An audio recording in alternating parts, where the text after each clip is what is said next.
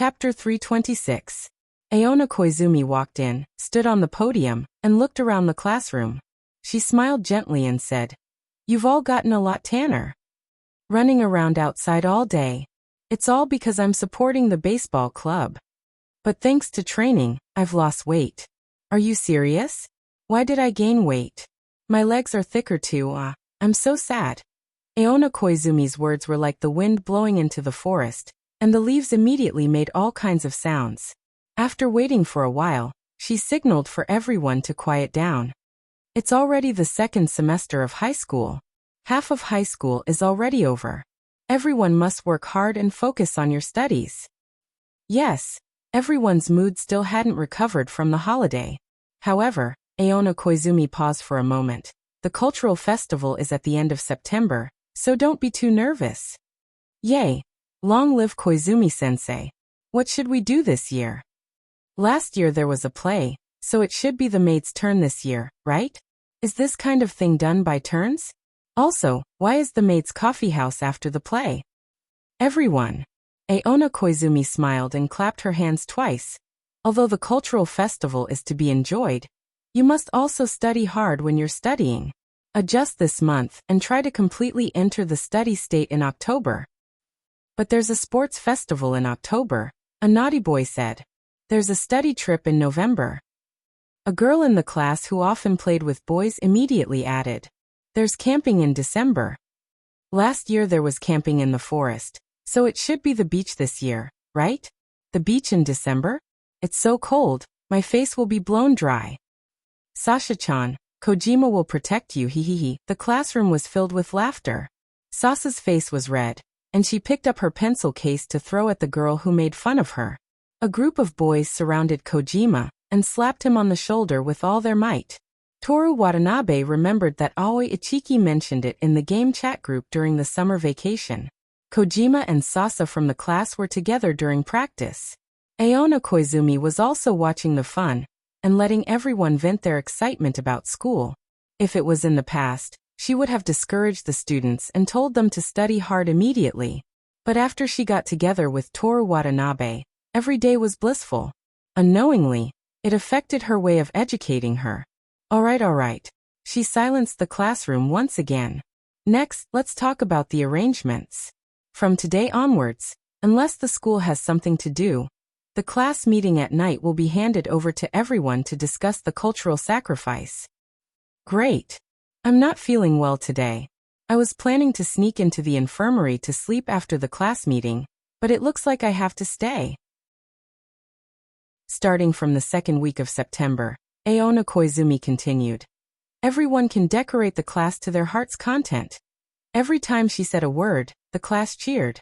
Toru Watanabe supported his face with his left hand and twirled the automatic pencil with his right hand. His gaze lazily turned to the blue sky outside the window. On the table was a half-written script. Hot air blew in through the open window, and a corner of the white worksheet wanted to flip over.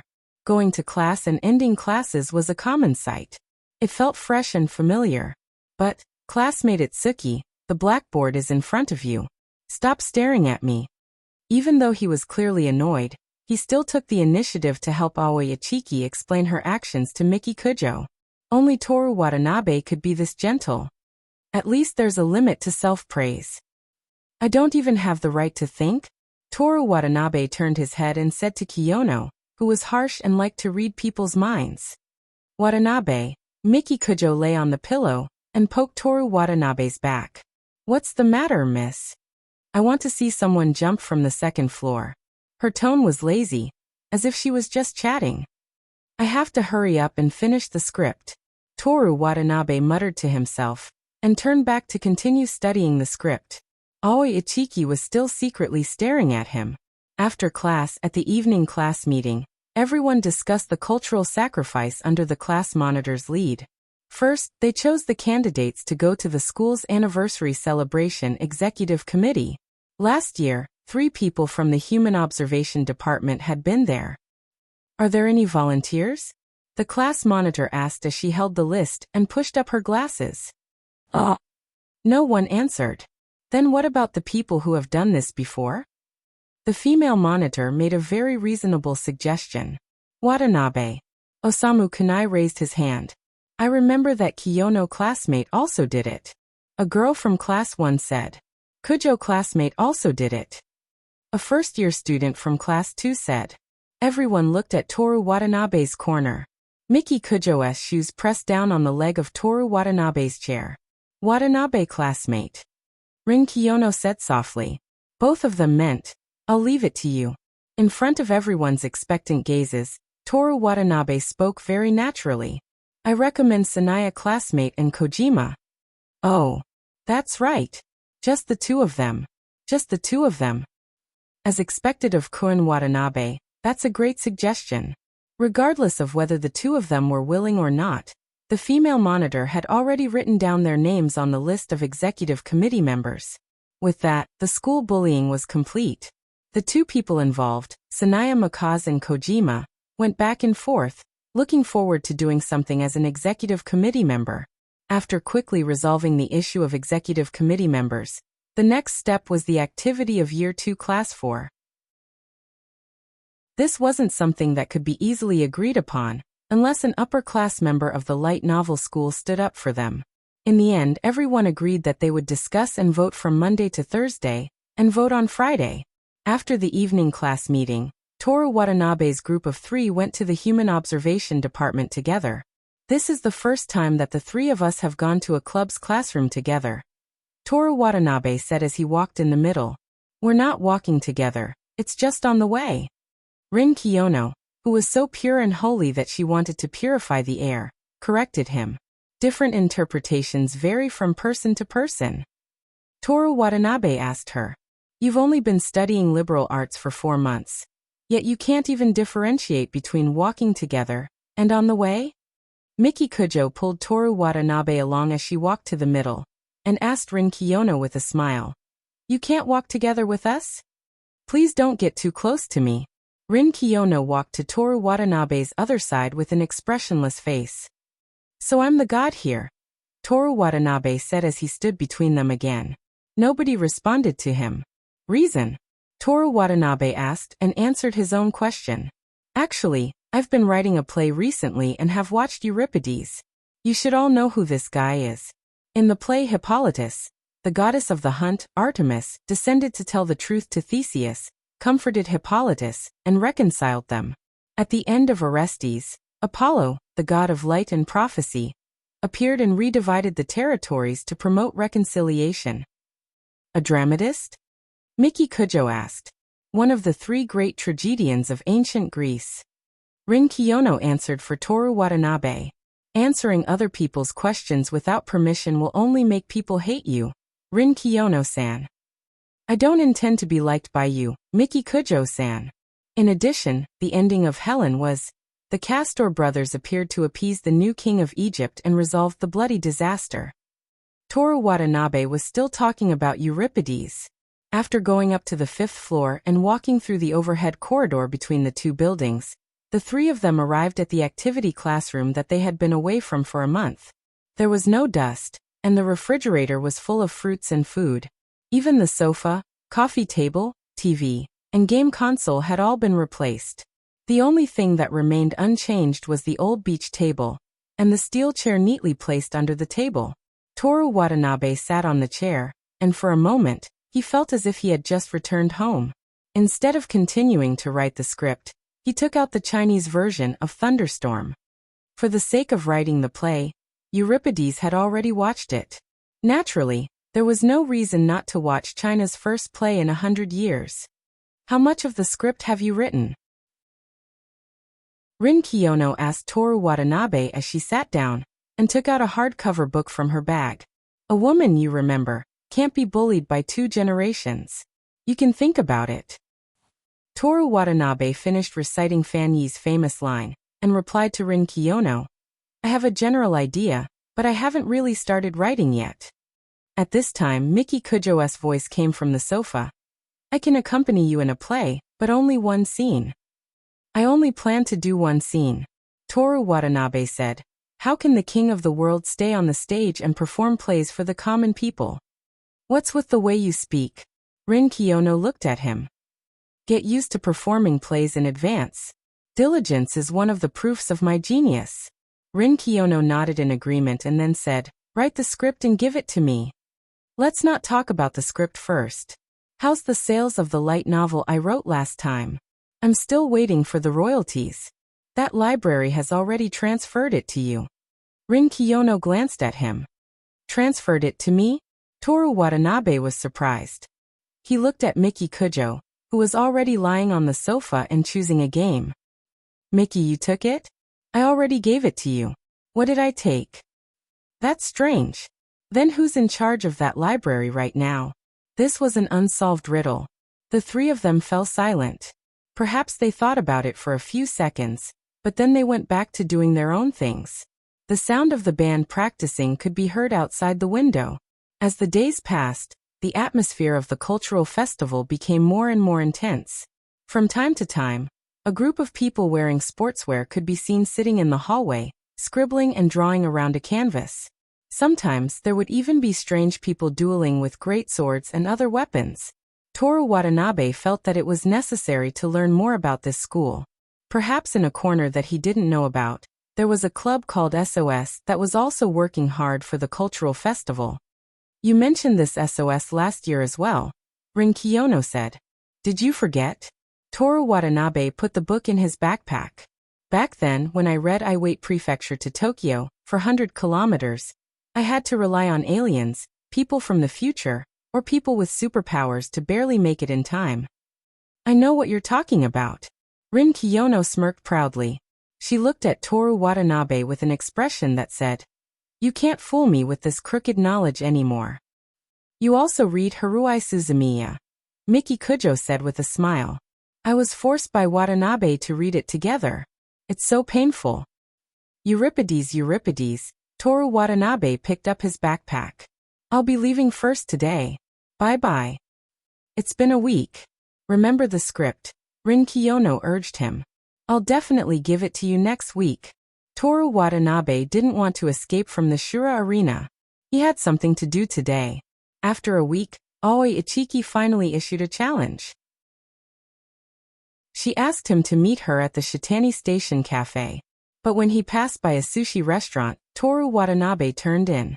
The restaurant was very small. There was only a bar with a few chairs in front of it. There was only one customer in the restaurant. A middle-aged man in a suit who had just gotten off work. He was leisurely eating sushi by himself. When Toru Watanabe walked in, he glanced at him. This kind of sushi restaurant had strict requirements for ingredients. For example, the size of the fish could only be cut into a few pieces. Therefore, the price was on the high side. It wasn't a place where students were willing to spend money. Toru Watanabe sat down 2 seats away from the man. He put down his backpack and glanced at the menu. He said to the owner in a white chef suit, 1 foie gras. Please wait a moment. The chef and owner bowed slightly. Toru Watanabe took out his mobile phone and sent a message to Aoi Ichiki, asking her to come here. After a while, Aoi Ichiki walked in with her backpack. She sat down next to Toru Watanabe and stared at Toru Watanabe without saying a word. Aren't you going to order? Toru Watanabe put the foie gras sushi into his mouth. Aoi Ichiki saw that he was eating happily, so she took the menu, glanced at it and put it back. You don't like anything? Toru Watanabe asked. I don't have money. Be honest. I'll treat you. No. Boss. Toru Watanabe didn't look at her and said to the boss, tuna, caviar, sea urchin, 1 each. Even if you deliberately order expensive, I won't forgive you. Aoi Ichiki said angrily. The middle-aged man, while drinking, looked at them and felt that he had found an excellent dish. Then you'll remember me for the rest of your life. Toru Watanabe turned his head and said indifferently, it's my honor to be remembered by Itsuki classmate. Hokkaido red sea urchin. The chef put the sushi on a plate and put it in front of Aoi Ichiki. Aoi Ichiki looked at it and didn't take the chopsticks. You want to talk to me about my senpai? Toru Watanabe ignored her and took the grilled tuna sushi from the chef's hand. The smell of grilled tuna, the taste of vinegar, the rich taste and the right amount of rice. It was very satisfying. You're dating my senpai? Aoi Ichiki stared at Toru Watanabe's mouth as he chewed. Not only was the way he ate attractive, But his appearance was even more attractive. If she wasn't angry, she might have been dazzled. Before going to sleep at night, she would have recalled this scene repeatedly. Yes. Toru Watanabe nodded. Aren't you dating Kujo-senpai? Aoi Ichiki slightly raised her voice. Toru Watanabe gestured for her to lower her voice. Aoi Ichiki lowered her voice, but her tone was still intense. And Kiyono-senpai? Yes. Toru Watanabe nodded. Since there are two people, why can't there be a third? PFF- the middle-aged man spat out a mouthful of sake and quickly wiped his suit and table with a towel. Toru Watanabe signaled Aoi Ichiki with his eyes.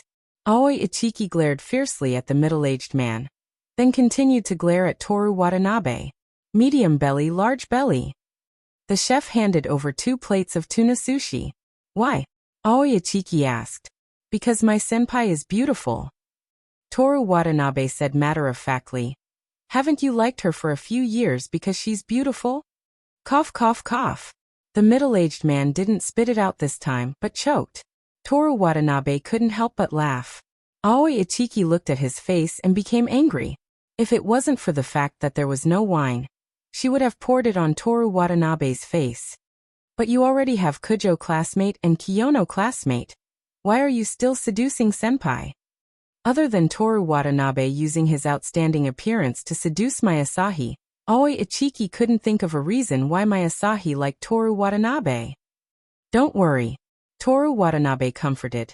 I only have 3 girlfriends, to be precise 1 girlfriend and 2 lovers, there won't be a 4th. How can you say that? Aoi Ichiki couldn't believe it. I always thought you were a good person. No, you misunderstood. Toru Watanabe took the sushi from the chef. I'm a 100% scumbag. I'll treat senpai my well, don't worry. Toru Watanabe said as he ate. You can ask senpai mai. I won't forbid you from interacting with her. If she's unhappy, you can scold me at any time. Shameless. It's voluntary, it's not against the law. Even if senpai is willing, how can you face Kujo classmate and Kiyono classmate? They know. Toru Watanabe put down his chopsticks and put his hands together. You can ask them. Aoi Ichiki was speechless. By the way, only you know about this. Don't tell anyone else in school. I'm afraid of being exposed and isolated. I shouldn't have done this in the first place. Yes. Toru Watanabe brought the sushi closer to her. That's why I'm treating you to something delicious. Don't try to bribe me. But if it's exposed, senpai mai won't be able to come to school on Sunday, right? Please. Aoi Ichiki picked up her chopsticks angrily, stuffed the tuna sushi into her mouth, and chewed vigorously. Is it delicious? Toru Watanabe asked. Yes. Boss, give me another tuna. I like prawns. Let me see, there's peony prawns. Boss, 1 peony prawn. Aoi Ichiki swallowed the food. When did you start dating senpai? Last year's cultural festival. Toru Watanabe said. Remember when we were camping, I wanted to discuss senpai's figure with you? You rejected me. Shameless. Yes. Boss, can I pack the sushi? Sorry, I can't. What a pity. I wanted to bring it to senpai mai to eat. Aoi Ichiki ate with all her might. She wanted to make Toru Watanabe, this scumbag, unable to pay the bill today. Chapter 327. On Saturday and Sunday, Toru Watanabe had been studying the script. In order to calm himself, he left the Shinano apartment and didn't go to Kamibocho, which was more easily distracted, but found a quiet coffee shop. Students performing a play at the cultural festival didn't need to be so strenuous. Just find a famous book, such as the classic Romeo and Juliet, or The Little Prince. Or take the story of Cinderella or Sleeping Beauty, change a little here, delete a little there, and sprinkle rose petals. For high school students, it was a good play. Especially the 3 people from the Human Observation Department who performed the play. Even if Toru Watanabe went up with a wooden stick, hey, ha, and finished, there would probably be people who would say, wow, it's so good. As for whether the play was good or not, people who would watch it probably wouldn't care. But Toru Watanabe didn't do it to cope with the school's rule that all clubs must perform activities at the cultural festival. He wanted to use this to achieve his wish. Rin Kiyono and Miki Kujo reconciled. The World's End and the Cold Wonderland? On Monday, during the club activities, Rin Kiyono flipped through the script written by Toru Watanabe word by word. The handwriting was neat, and at first glance, it seemed to be printed. First of all, this has nothing to do with Haruki Murakami's book with the same name. Toru Watanabe said seriously, just like many songs called Cherry Blossoms, but the lyrics and songs are completely different. For example, it's pronounced Yuki, but there are more than 250 ways to write it, such as Yuki, Yuki, Yuki, Yuki, Yuki. Rin Kiyono didn't pay attention to Toru Watanabe's explanation, and looked at the script by herself. Miki, this is the first draft of the script, and it will definitely be revised later, so it wasn't printed. Toru Watanabe explained to Miki Kujo, who was rarely reading. Give me the final version. Oh right, my role doesn't have to have a lot of scenes, but it has to be outstanding. Otherwise I won't act. Of course. You're the female lead in the Best Film Oscar. I wait prefecture to Tokyo, 400 kilometers. Last year's Best Actress Oscar, Lifetime Achievement Award at the Berlin International Film Festival, Lifetime Achievement Award at the Golden Globe Award. Toru Watanabe classmate, can you please remain silent? Rin Kiyono raised her eyes and cast a cold gaze at Toru Watanabe. All right, last year's Oscar for Best Director. Rin Kiyono sighed deeply and rubbed his forehead helplessly as if he had a headache. Toru Watanabe quieted down. Only the sound of pages being flipped could be heard in the activity classroom. When the clock started ticking, Seino Rin slammed the script on the table twice, and the script immediately became neat and tidy. How is it? Toru Watanabe closed the book that he was reading. Rin Kiyono put the script on the table. Her left hand hugged her right elbow, and her right hand touched her delicate cherry blossom lips. She had a thoughtful expression. Looking for the girl at the end of the world, the girl in the fairyland, it's quite interesting, she said. Did you pass? Let's leave it at that for now. Rin Kiyono put down her hand and picked up the script again. She flipped through it. A script is a script.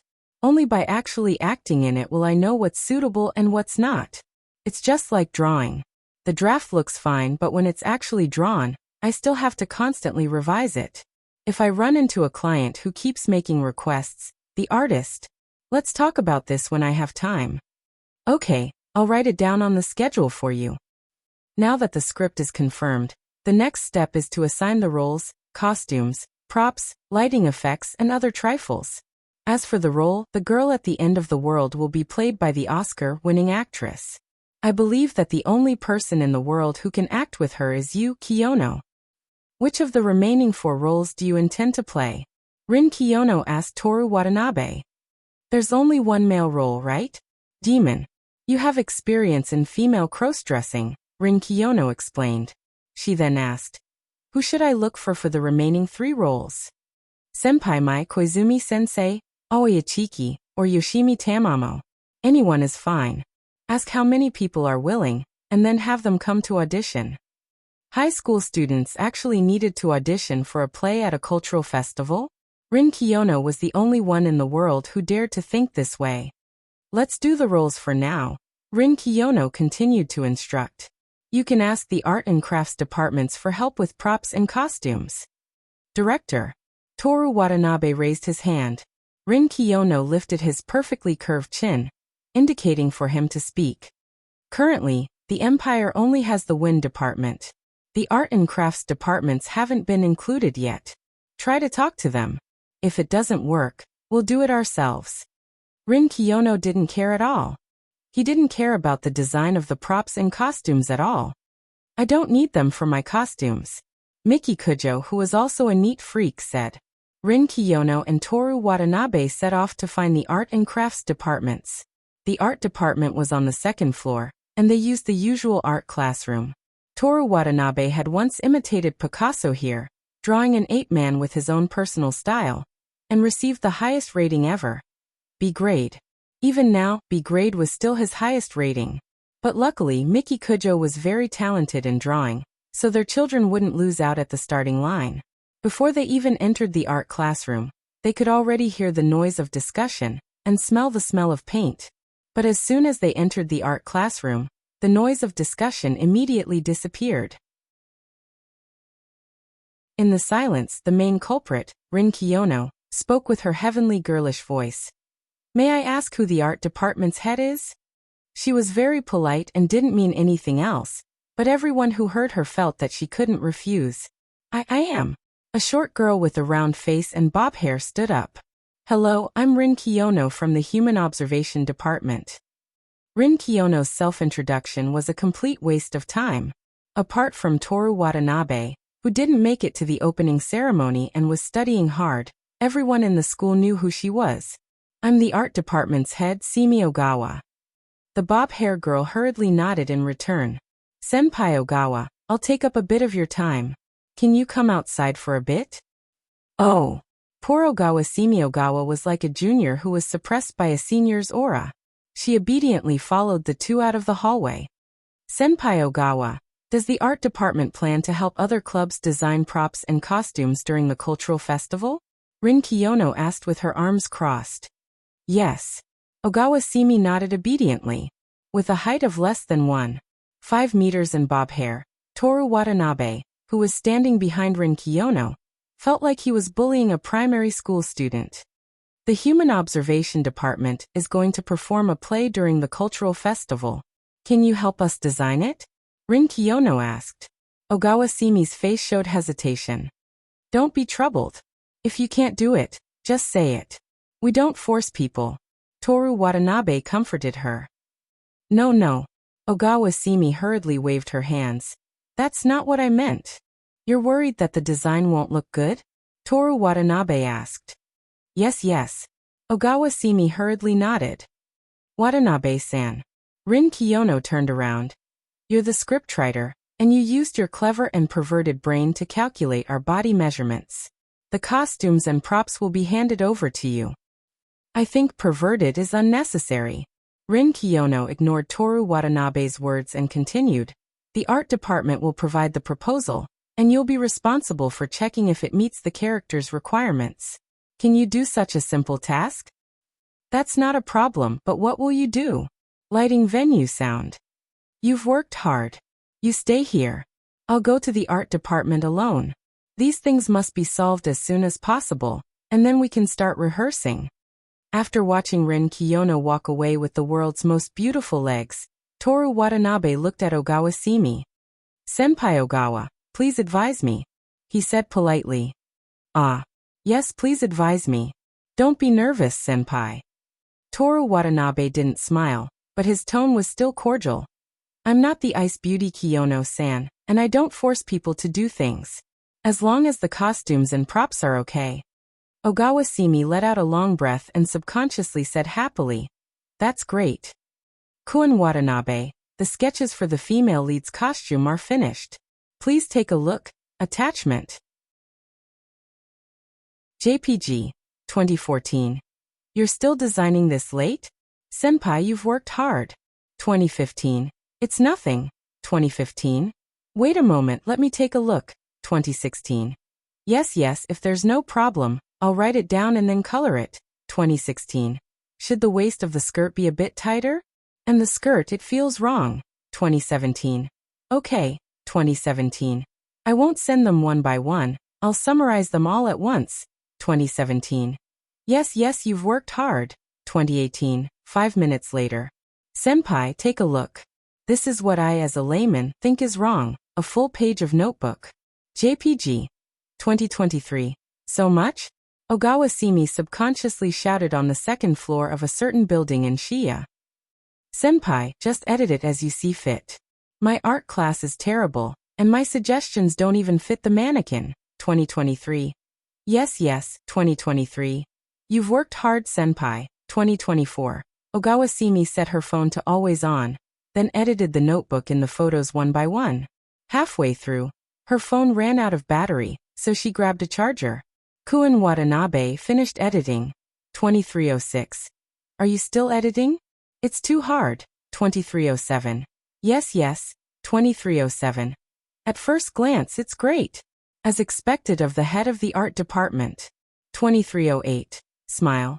2308. Ogawa Simi leaned back, relaxing her body that had been in the same position for a long time. It's 11 o'clock now. I can still draw for another hour. I'll work harder tomorrow. 1 piece of clothing every 2 days, so 5 pieces of clothing will be 10 days. Excluding the weekend, I can finish everything by next Friday. I'll have a week left to draw my own works for the cultural festival. She planned her schedule. This was something that she had personally agreed to, so she was embarrassed to ask the others in the art department for help. Besides, apart from the art department's own activities, everyone had performances in their own classes. Everyone was busy. Her phone vibrated on the table, and Ogawa Simi quickly sat up straight. Senpai Ogawa, you must have won the gold medal in the national competition, right? 2313. I won it in elementary school. 2314. I can tell at a glance that Senpai is the type of person who has talent. 2314. No, I just like drawing. 2315. Ogawa Simi smiled as she looked at her phone screen. Her fingers lightly typed. If there are no problems, I'll start working on it. She wasn't done yet. This is my editing suggestion. You've worked hard, Senpai. 2316. Half of the notebook. JPG. 2316. Okay. 2317. It's not okay. Senpai, are you angry? I'm so sorry. 2317. Ogawa Simi, who was angry, was shocked and quickly replied. No, I just want to change it quickly. 2318. Sorry, I misunderstood, Senpai. You've worked hard, Senpai. 2319. No, 2319. You know it's hard, but you still have so many suggestions. At this time, Ogawa Simi was no longer as obedient as she was during the day. Her face was fierce. I'll change it tomorrow. Rest early today. 2320. Change it tomorrow. Change it tomorrow. Change it, my foot. Go to hell.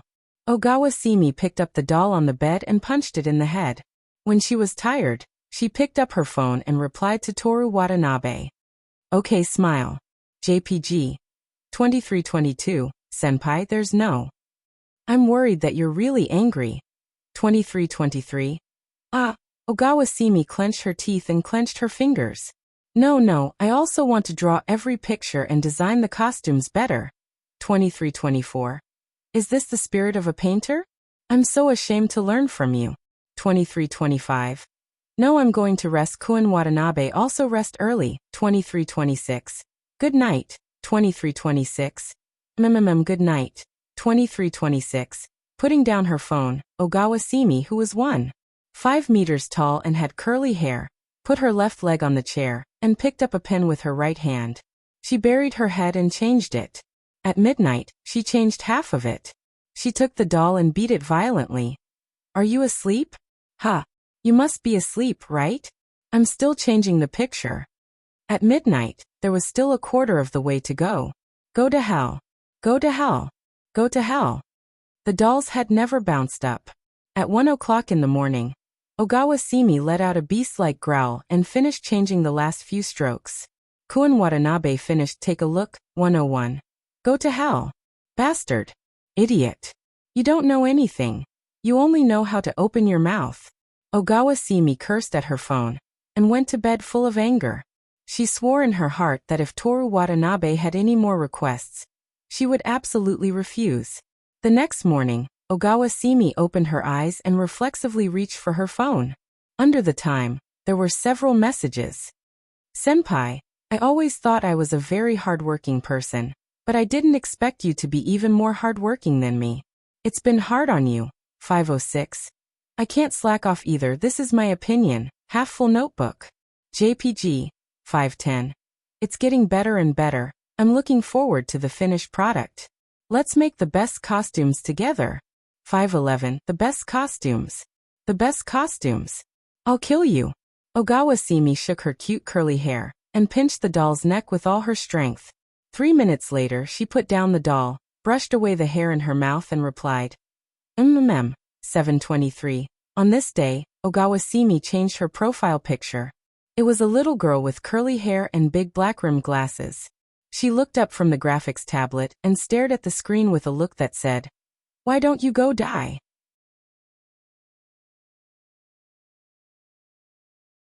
Chapter 328. It was the second Tuesday of September. "Watanabe, do you have any cool props?"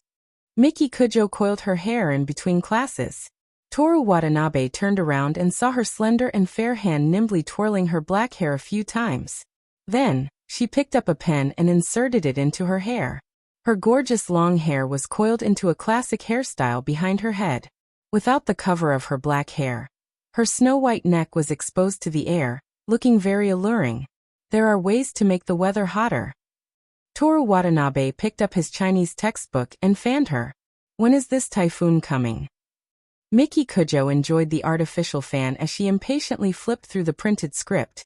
The end of the world and the grim wonderland. Although she didn't take human lives seriously and liked to order people around, as the heir of a big family, she rarely did things that went against the will of the ruled class in class. She violated the school rules and decided whether or not to turn on the air conditioner alone. "I can think of a way to solve this problem. Do you want to know?"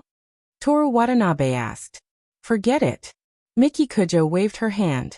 She knew about the weather forecast. Leaning against Toru Watanabe's artificial fan, the stuffy heat was slightly reduced. She calmed herself down to read the script. While the two of them were chatting, the first and second from the bottom of the third group were also chatting. "Itsuki-san, can we ask the wind department to play the sound system?"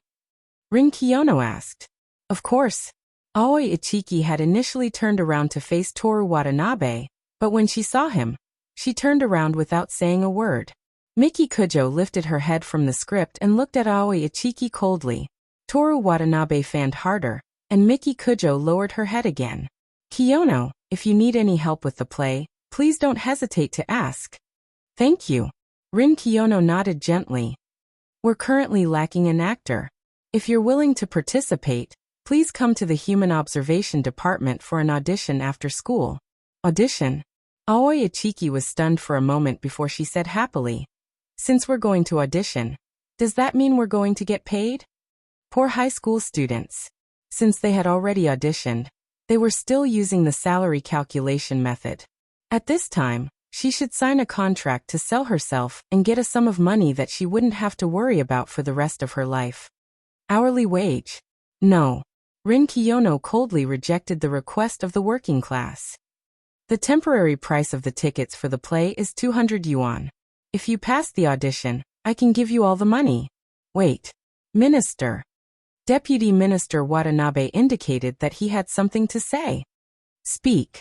Department head Kiyono held a meeting in the classroom. All of them? What kind of all? Divide it into 6 equal portions, 1/6 of everything? What do you need money for? Rin Kiyono asked with a matter-of-fact expression. I don't have anything to say. Rin Kiyono turned to look at Aoi Ichiki. Is this okay? Wouldn't it be too much? Aoi Ichiki asked in a low voice, embarrassed. 200 yuan per ticket. Even if 500 people watch, it's only 100,000 yuan. It's not even enough for you and Watanabe classmate to eat sushi at Kiwacho 4 times. Kiyono classmate, how do you know about eating sushi? Aoi Ichiki was shocked.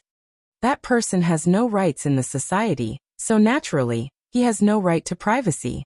Toru Watanabe looked at his hand that was fanning Miki Kujo's members. Indeed, he had no rights.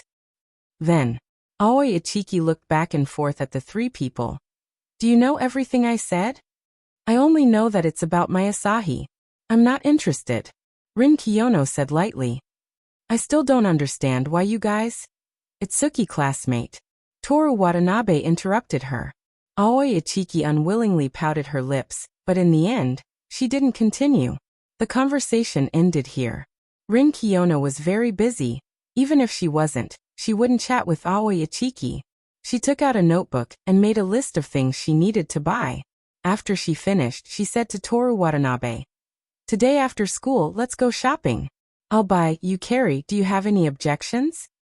Kiyono classmate, today is September 9th. 113 days until New Year's Day. What does that have to do with it? It's Mickey's birthday. Also, how can you say how many days until New Year's Day? Do you need to deliberately mention this kind of thing? Rin Kiyono tilted her head. It's really not worth mentioning. Let's talk about Mickey's birthday. I'm talking about this. You should have received the invitation by now. Toru Watanabe pretended not to hear her and continued. This time there won't be a ball. Just the three of us, plus the two wives, will eat together. Did you prepare the gift? We'll buy something on the way. One will give an old book, and the other will buy something. I also want to have the same relationship as you, so that I don't have to worry about gifts. Toru Watanabe sighed. What gift did you prepare for me? Miki Kujo didn't look up, her eyes were still looking at the script. She had a pen in her hand, and she was scribbling on the script. You'll know tonight. Apart from the gift I prepared, Miki, is there anything you want in particular? Toru Watanabe asked her. Anything I want in particular? Miki Kujo tapped her chin with the pen, showing a thoughtful expression. Toru Watanabe's gaze shifted to her hairstyle, then to her delicate ears, beautiful jawline, white and tender neck, and bulging breasts. Become a cat? Miki Kujo came back to her senses and said with a smile. Toru Watanabe took the pen from her hand and wrote in the blank space of the script. That's my birthday gift for you. Change it, he said as he wrote with his hand. Miki Kujo glanced at it and looked up with a smile. She rested her chin on her hand and said in a pleasant tone, Aladdin's magic lamp? Toru Watanabe puffed out his chest, crossed his arms in front of his chest, and said majestically, Mortal, say your wish. No matter what. Fan. Oh. Toru Watanabe let go of his hand and continued to fan the young miss. Miki Kujo's bangs were gently blown by the wind. In this cool feeling, she looked out the window. Have you thought about it? Toru Watanabe said with a smile. Miki Kujo retracted her gaze and lazily laid on the table. I wanted everything in the past, but now I don't want anything. At this time, the bell rang for class. Toru Watanabe fanned her twice and said, Take it slow, I have a lot of fun things here. If I can't get them all at once, one a year is not a problem. Now he opened the system interface and scrolled down the interface of the shop. There was a huge pile of items. Although many of them were items like the fruit knife, that looked supernatural but actually had no use. As for the remaining small portion, if there was no point limit, Toru Watanabe could replace Doraheim. That's right, I'm the god of the new world. Under Rin Kiyono's very impolite and very sympathetic gaze, Toru Watanabe gave up on his fantasy and prepared to go to Mathematics B. The day was spent talking about the script, perfecting the shopping list and chatting. After school, Toru Watanabe and Rin Kiyono took Miki Kujo's luxury car to the restaurant that the ladies had booked. On the way, Rin Kiyono got out of the car once. She walked across the road and walked into a scarf shop. When she came out, other than her school bag, there was an extra gift bag in her hands. Scarf. Toru Watanabe did not know what to say. It's a very beautiful scarf.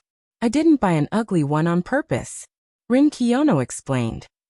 Is it important whether it's beautiful or not? You definitely bought it on purpose because she's hot today, right? After the typhoon comes, the weather will turn cold quickly, so it'll be useful soon. In comparison, I should reflect on the old books she gave me. What's wrong with the old books? Yours. Of course. Then take them out of the storage room, dust them off, and put them in the corner of the bookshelf.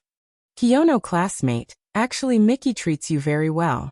She even plans to give you the book about the Spanish shipwreck treasure next year.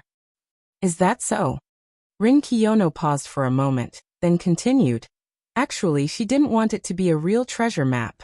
That's why she gave it to me. Is it real? Miki Kujo opened her eyes and asked Toru Watanabe. I told you. Toru Watanabe said innocently. Rin Kiyono seemed to have expected this. She said naturally.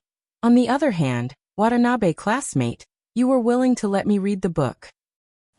Toru Watanabe was speechless. He really didn't care about the shipwreck that still needed to be salvaged. He didn't mind showing it to Rin Kiyono, but the situation at that time. He used the book to pick up Miki Kujo's toenail clipped, and then Miki Kujo gave the book to Rin Kiyono. Miki Kujo seemed to remember what happened at that time, and then smiled mischievously. The ladies booked a place in the port area, a high-end restaurant with a view of Tokyo Bay. The entire restaurant was booked, and the five of them only took a corner of the floor-to-ceiling window. In the other corner of the restaurant, a string quartet composed of 2 violins, a viola, and a cello was playing a soothing piece of music. From the floor-to-ceiling window, one could see the orange Tokyo Tower and the colorful Rainbow Bridge under the night sky. There were cars on the bridge, and a cruise ship passed by under the bridge. The faint sound of a distant whistle could be heard. "What have you been doing recently?" Mrs. Kujo took a sip of the delicious wine and asked Toru Watanabe with a smile. "Reading, going to school, chatting, and preparing for the cultural festival," Toru Watanabe answered. On the other side, Mrs. Kiyono was talking to Miki Kujo, who received a scarf. Probably because of last winter's Christmas season, she took out a sun hat as a Christmas present, so she didn't have any bad intentions. The next moment, Rin Kiyono directly told her that she did have bad intentions. "What do you plan to do for this year's cultural festival?" "Perform a play." Toru Watanabe's fingers tapped lightly on the table, following the melody of the violin. "If you have time, you must go and see it." Mrs. Kujo put down her wine glass and elegantly rested her chin on her hands. She was a very beautiful and intelligent woman. Toru Watanabe nodded. "Only one performance. If you don't have time, I'll find a way to record it." Kuin Watanabe. "Yes. When you gave Aona Koizumi flowers in Karuizawa and recorded a play for me, you did a lot of these seemingly casual but thoughtful and gentle actions. It's very easy for women to have a good impression of you." "You misunderstand." Toru Watanabe's fingers stopped. "I gave her flowers because I felt guilty that I couldn't accompany her. I recorded the play because I originally planned to do it. Just like last year's movie, it's an experience worth collecting. Let's just say that." Mrs. Kujo picked up her wine glass and took another sip. "What do you want to talk about? Do you think I'm a spy?" "Report. What do you want to talk about?" "Euripides." "Euripides?" Kujo confirmed. "Euripides." Toru Watanabe nodded. Rin Kiyono sat across from him. They felt each other's gaze and looked at each other for a few seconds. Then Rin Kiyono continued to listen to his mother's nagging. Toru Watanabe said to Mrs. Kujo, "Isn't it a play? That's why I read some books about it. I found that in many tragedies, God's arrangement of the characters' fates is extremely casual, and human lives are extremely indifferent. Some gods are even willing to sacrifice the lives of innocent people for revenge. Most of the reasons for revenge are just some seemingly reasonable but absurd reasons, or, what are you talking about?" Miki Kujo came over. "Euripides." Mrs. Kujo answered on behalf of Toru Watanabe. "To be precise, it's caused by Euripides. It's about the existence of God in tragedies," Toru Watanabe added. "Why aren't you talking about the resurrection of Jesus?" Miki Kujo sneered with an innocent expression. "Then let's change the topic," Toru Watanabe said. "Well, let's talk about how to make the hens lay more eggs," Mrs. Kujo suggested. I know this. I learned a little from my mother." Toru Watanabe's interest was piqued. He leaned forward slightly. "The chickens in the city eat very nutritious food, but they don't have enough space to move around. I suggest we choose a place with water and grass.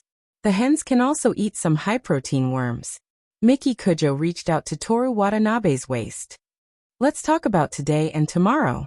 Toru Watanabe changed his mind. After talking about today and tomorrow, the five of them went for karaoke. "Today is Mickey's birthday. Let's start with a song, Mickey. What should we sing?" Mrs. Kiyono asked her daughter. "Anything. Then let's choose my favorite, Crossing the Sky." Mrs. Kujo skillfully operated the karaoke machine. Miki Kujo stood up, picked up the microphone, and stood in front, swaying her young and beautiful body to the prelude. "Let's support Mickey." Mrs. Kiyono gave Rin Kiyono a bell used to coax children in kindergarten, and gave Toru Watanabe a grenade-like prop that made a sound when swaying. Toru Watanabe looked at Rin Kiyono. Rin Kiyono looked indifferently at the bell in her hand, then swayed it again and again. Toru Watanabe was speechless. I don't know when the lingering fragrance that is hard to hide has infected your body. Miki Kujo had already started singing. Her voice was light, not as heavy as Ishikawa Kobayashi's. Instead of being taken away by another woman, why don't you let me kill you? Miki Kujo pointed at Toru Watanabe, swaying her body as she sang this line with a smile. Toru Watanabe swayed the grenade in his hand. Messy bedding, secret hotel. Miki Kujo lifted her butt, and her school uniform skirt flew up. Oh! The two ladies cried out happily. Toru Watanabe remembered the night in Aizu, the geisha Miki Kujo wearing a red kimono. Before, he didn't understand what a treasure girl was like. He thought it was a professional term for women to compliment each other, but now he suddenly remembered this term. It couldn't be more appropriate to use it to describe the 9 beauties. No matter what happened, it doesn't matter. I want to pass through the raging fire. I want to cross the Amaji mountain with you. Miki Kujo looked at Toru Watanabe, swaying her beautiful body, and her skirt fluttered. She integrated delicate emotions into the song, combined with her personal characteristics, a sonorous and powerful song, sang by her with a different flavor. Listening to the sweet song, looking at the swaying youthful body, Toru Watanabe's heart was overflowing with endless love for Miki. He wanted to pull her into his arms and let her sit on his lap and sing, "Miki, my Miki." Toru Watanabe deeply called out in his heart.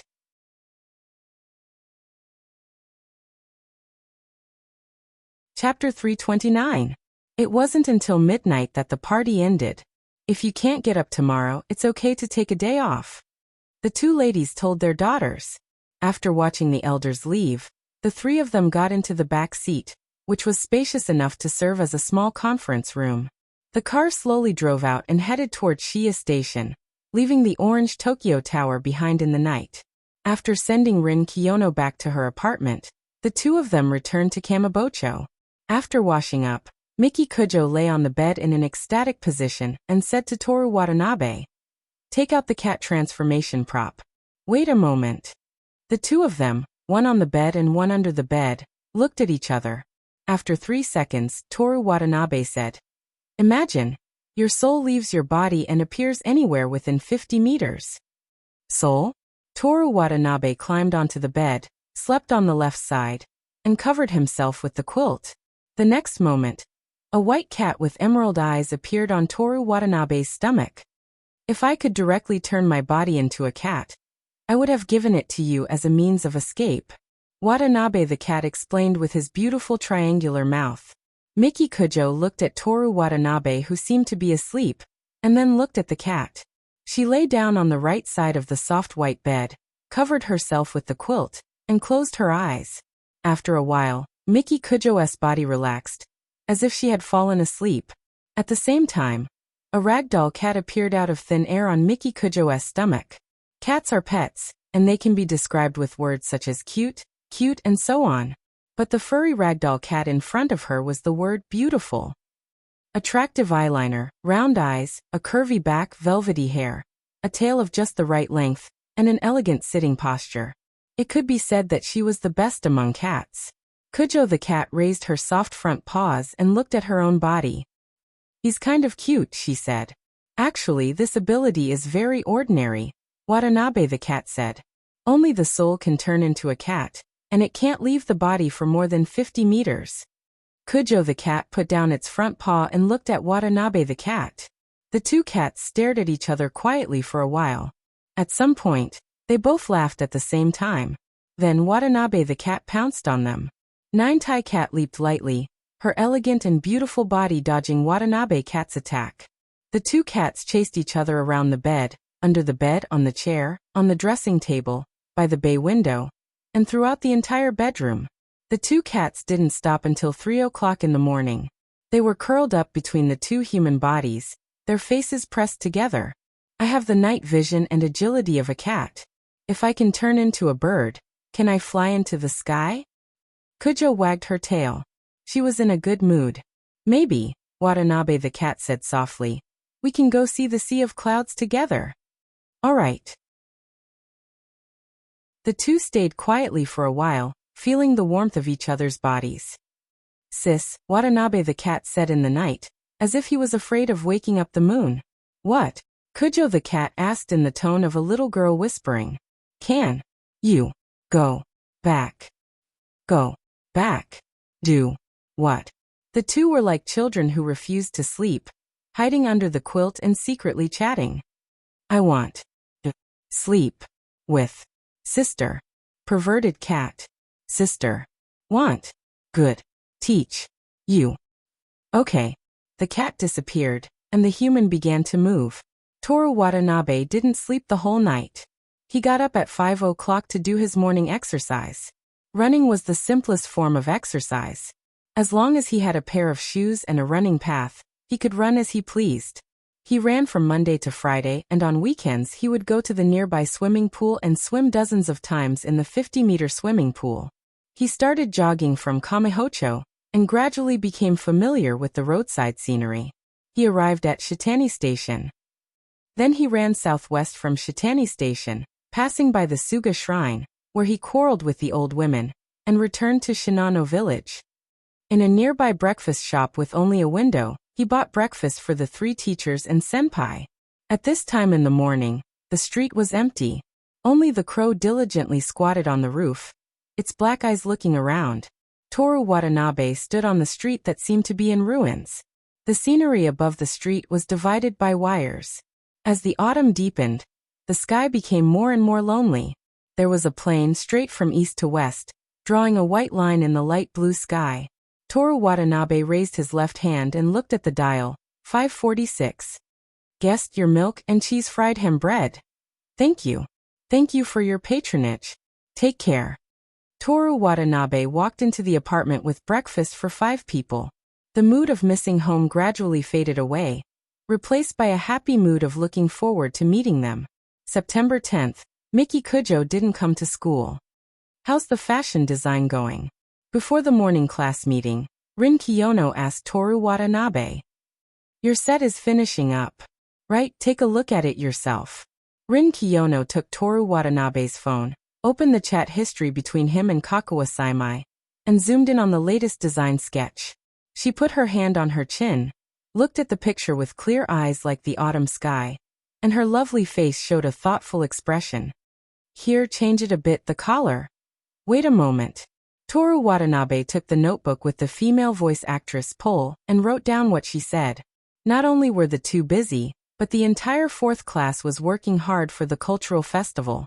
They decided to open a fried noodles shop and sell fried rice and grilled sausages. At the evening class meeting, under the leadership of the class monitor, they decided on the candidates for each position, arranged shifts, and discussed what to wear to receive guests. First and most important is the chef. Keimei and Qianhuizi. Those two are very good at family classes, and it's no problem for them to be brides directly. The female monitor said directly. The classroom was filled with laughter. Keimei classmate, Qianhuizi are just classmates, is that okay? Aona Koizumi asked with a gentle smile. Keimei had no problem and nodded directly. Qianhuizi raised her hand high with her sleeves rolled up. Jinshin must come too. Emi. The female monitor pointed at herself. Qianhuizi, if you let Jinshin be in charge of cooking, all the guests will be poisoned to death. Osamu Kunai laughed. Koi. Do you want to die? Jinshin picked up a piece of chalk and was about to throw it. Teacher, the monitor wants to kill me. Osamu Kunai crossed his legs and covered his face with his hands. The classroom was noisy. Finally, the male monitor pushed up his glasses. There are still 2 weeks until the cultural festival. Jinshin classmate can borrow the home classroom. If it's just fried noodles, she'll learn it quickly. Okay. The female monitor wrote her name behind the fried noodles. There are 3 people and we're still missing 2. Oh right, there are still 5 people in shifts, and there are a total of 10 people in the cooking team. Let Kiyono do it, a girl suggested. If she makes fried noodles, there will definitely be a lot of boys lining up. Yeah, let's not talk about boys. I also want to try Ashijino-san's cooking. That's great. I'll be in charge of the publicity or food procurement. Rin Kiyono's calm voice was like pouring water into the classroom. and the world suddenly quieted down. Okay. The female monitor came back to her senses. Then I'll leave the publicity to Kiyono. This was the legendary upper class of the school, and her personal will was above the class. The so-called monitor was only in the middle of the management. What about Watanabe classmate? Another girl suggested. As long as it's food made by Watanabe-kun, even if it's poison, many girls will be willing to eat it. That's you, right? Of course not. The girl immediately denied and then said, if it's poison, I'll only eat it if Kun Watanabe begs me. As long as he asks, you'll even eat poison?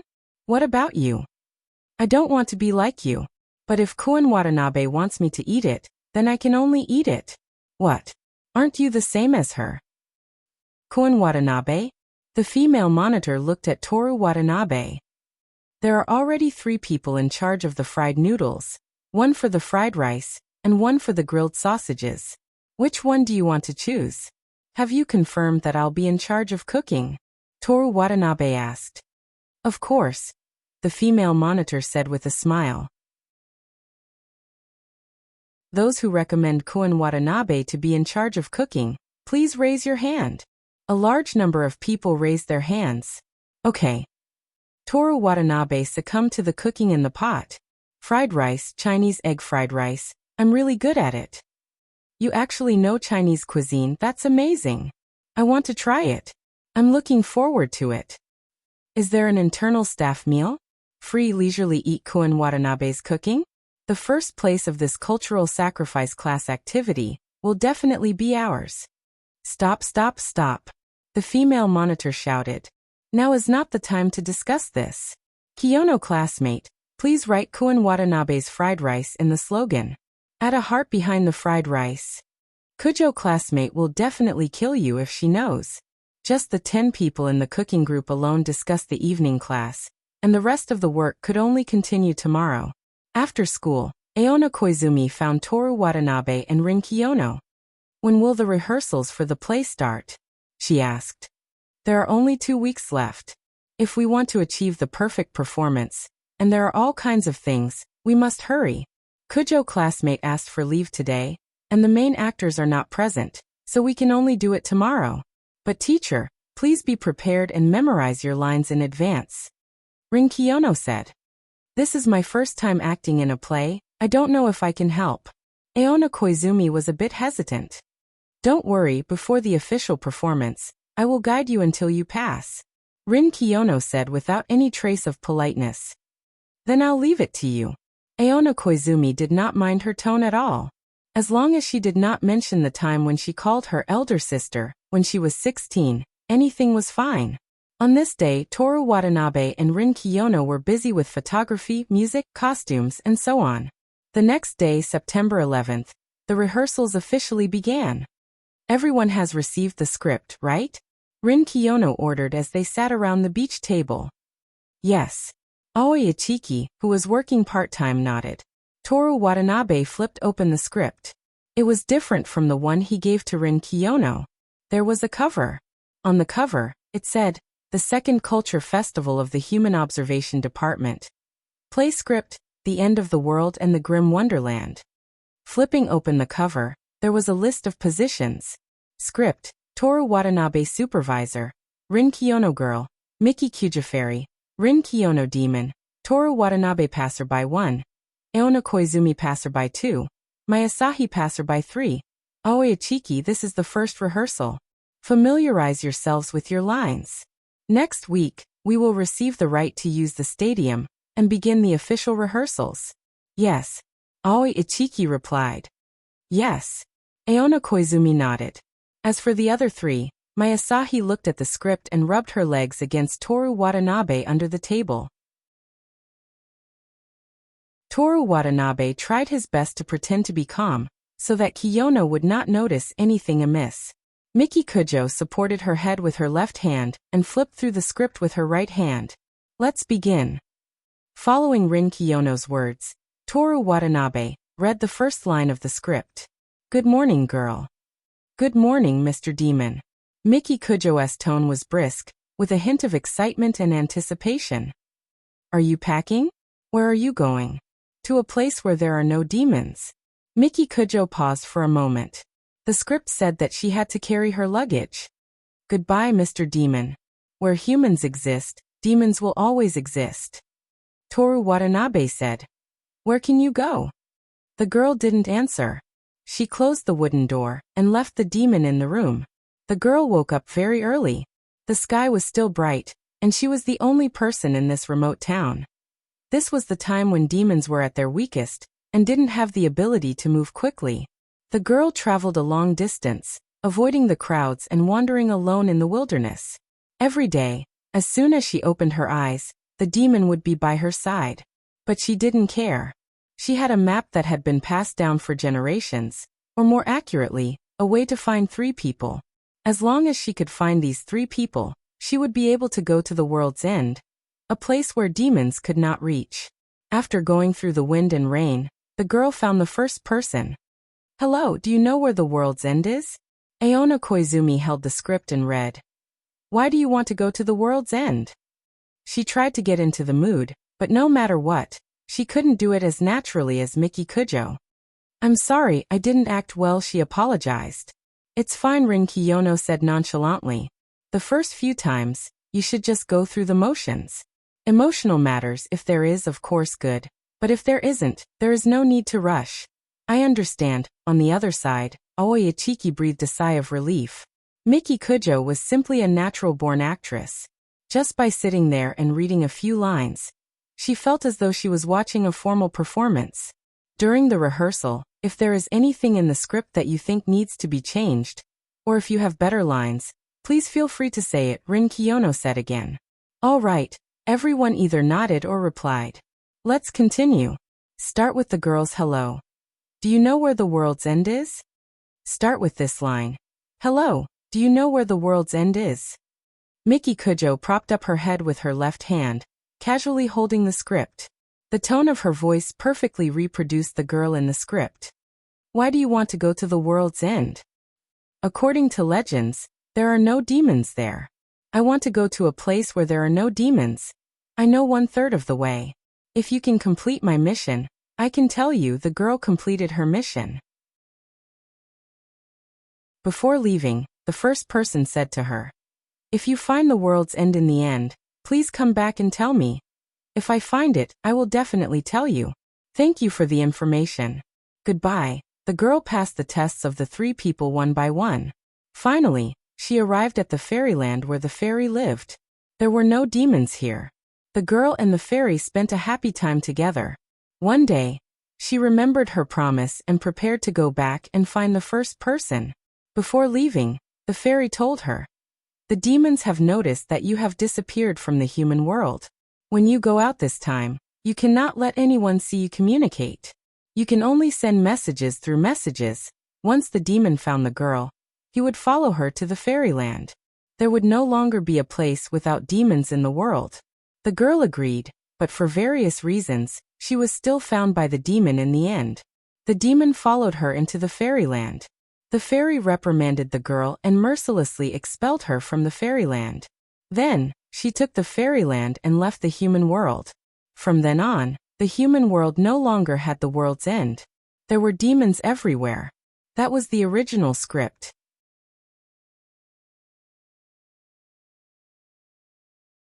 Chapter 330. After the first rehearsal, or rather, it would be more accurate to say that they took turns reading the script. Seino Rin put down the script in his hands and looked at everyone. She said, do you think there's anything in the script that needs to be changed? The table was silent for 2 seconds. Toru Watanabe smiled and said, even Kiyono classmate and Miki classmate didn't have any objections. Why would we have any objections? Stupid. Rin Kiyono reprimanded him bluntly. Even the smartest person will make mistakes. Listening to everyone's opinions is what a smart person would do. I don't know what a smart person would do, but if you scold Watanabe again, don't blame me for being rude. Miki Kujo slammed the script on the table. Rin Kiyono hugged her elbows and replied without backing down. I can't scold him. Yes. This was what my Asahi said. The 2 girls looked at her and saw that her delicate face was calm. She nodded her head slightly, and her long hair fell softly to her chest. Miki Kujo frowned slightly, then smiled at Rin Kiyono and said, "Did you hear that, Kiyono classmate? Do you think so too, Koizumi-sensei?" Rin Kiyono ignored Miki Kujo and asked Aona Koizumi. "Everyone should get along well," Aona Koizumi replied. "I can't scold him?" Rin Kiyono asked. "That she can scold him?" Miki Kujo also asked her. Aona Koizumi was in a difficult position. This was her first time participating in a charaba, and she wasn't as fearless as Mayasahi. "Kiyono classmate, I support you." Aoi Ichiki supported her in a low voice. She waved her fists at Toru Watanabe, as if she wanted to beat him into a pulp. Rin Kiyono, no Miki Kujo and Mayasahi, the three of them looked at her coldly. Aoi Ichiki stopped her boxing posture, placed her hands on her knees, and lowered her head. "I'm sorry. All right. Aona Koizumi gently persuaded everyone. "Let's hurry up and practice." Rin Kiyono sighed and rubbed his forehead as if he had a headache. "It's my fault. You actually recognized the wrong person?" Toru Watanabe, who had been invisible since the beginning, looked at her in surprise. "Kujo classmate and I didn't have any opinions about the script because we were too close to you, so we couldn't point out your mistakes. Originally, we thought that when all the actors were present, the others might be able to point out the problem. But out of the 3 remaining actors, 2 of them were biased towards you, just like us, and the last one didn't have the ability to do so." "Yeah." Mayasahi nodded in agreement. Aona Koizumi blushed. In front of so many people, she directly said that they were too close and biased. Aoi Ichiki's expression dimmed. "I'm sorry, classmate," Rin Kiyono explained. "I'm not trying to make things difficult for you because of what happened just now. I'm just speaking the truth. The devil is in the human world. The world's end and the cold wonderland is real. It's not a lie." "Yeah." Aoi Ichiki realized the difficulty of working and earning money was not easy. "Classmate Ichiki." Toru Watanabe spoke. Aoi Ichiki raised her head and looked at him. "Let's go eat teppanyaki tonight." Toru Watanabe paused for a moment. "Let's all eat together. Treat it as a staff meal during the rehearsal." "No problem." The one who nodded was Rin Kiyono. She had an expression that said, "This project was originally not effective, but now I approve it." She picked up the script. "Let's end the chat here. Let's continue." Aona Koizumi seemed to have something to say, but she was too embarrassed to say it. "Call Miyazaki-sensei and Miyazaki-sensei along." Toru Watanabe seemed to be talking to himself. Rin Kiyono looked at him coldly. Toru Watanabe picked up the script. "Good morning, young girl." When the practice ended and the script was closed, the cheers on the field, the sounds of the wind instrument department practicing, and the sounds of the calligraphy department playing in the corridor all rushed into their ears. "Thank you for your hard work," Rin Kiyono said. "Thank you for your hard work," everyone responded. "Let's go eat teppanyaki," Toru Watanabe said contentedly. "Civilian ingredients.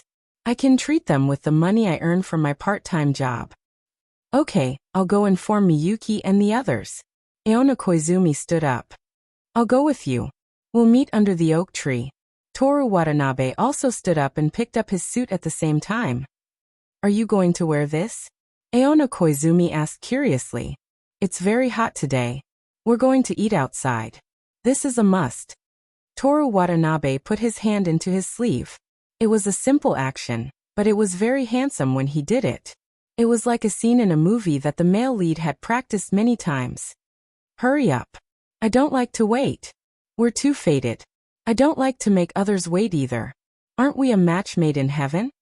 Miki Kujo sneered. Sweet words. Toru Watanabe and Aona Koizumi opened the human observation department. It was close to evening, and the hot wind was still blowing. Toru Watanabe, who was wearing a summer jacket, looked very different.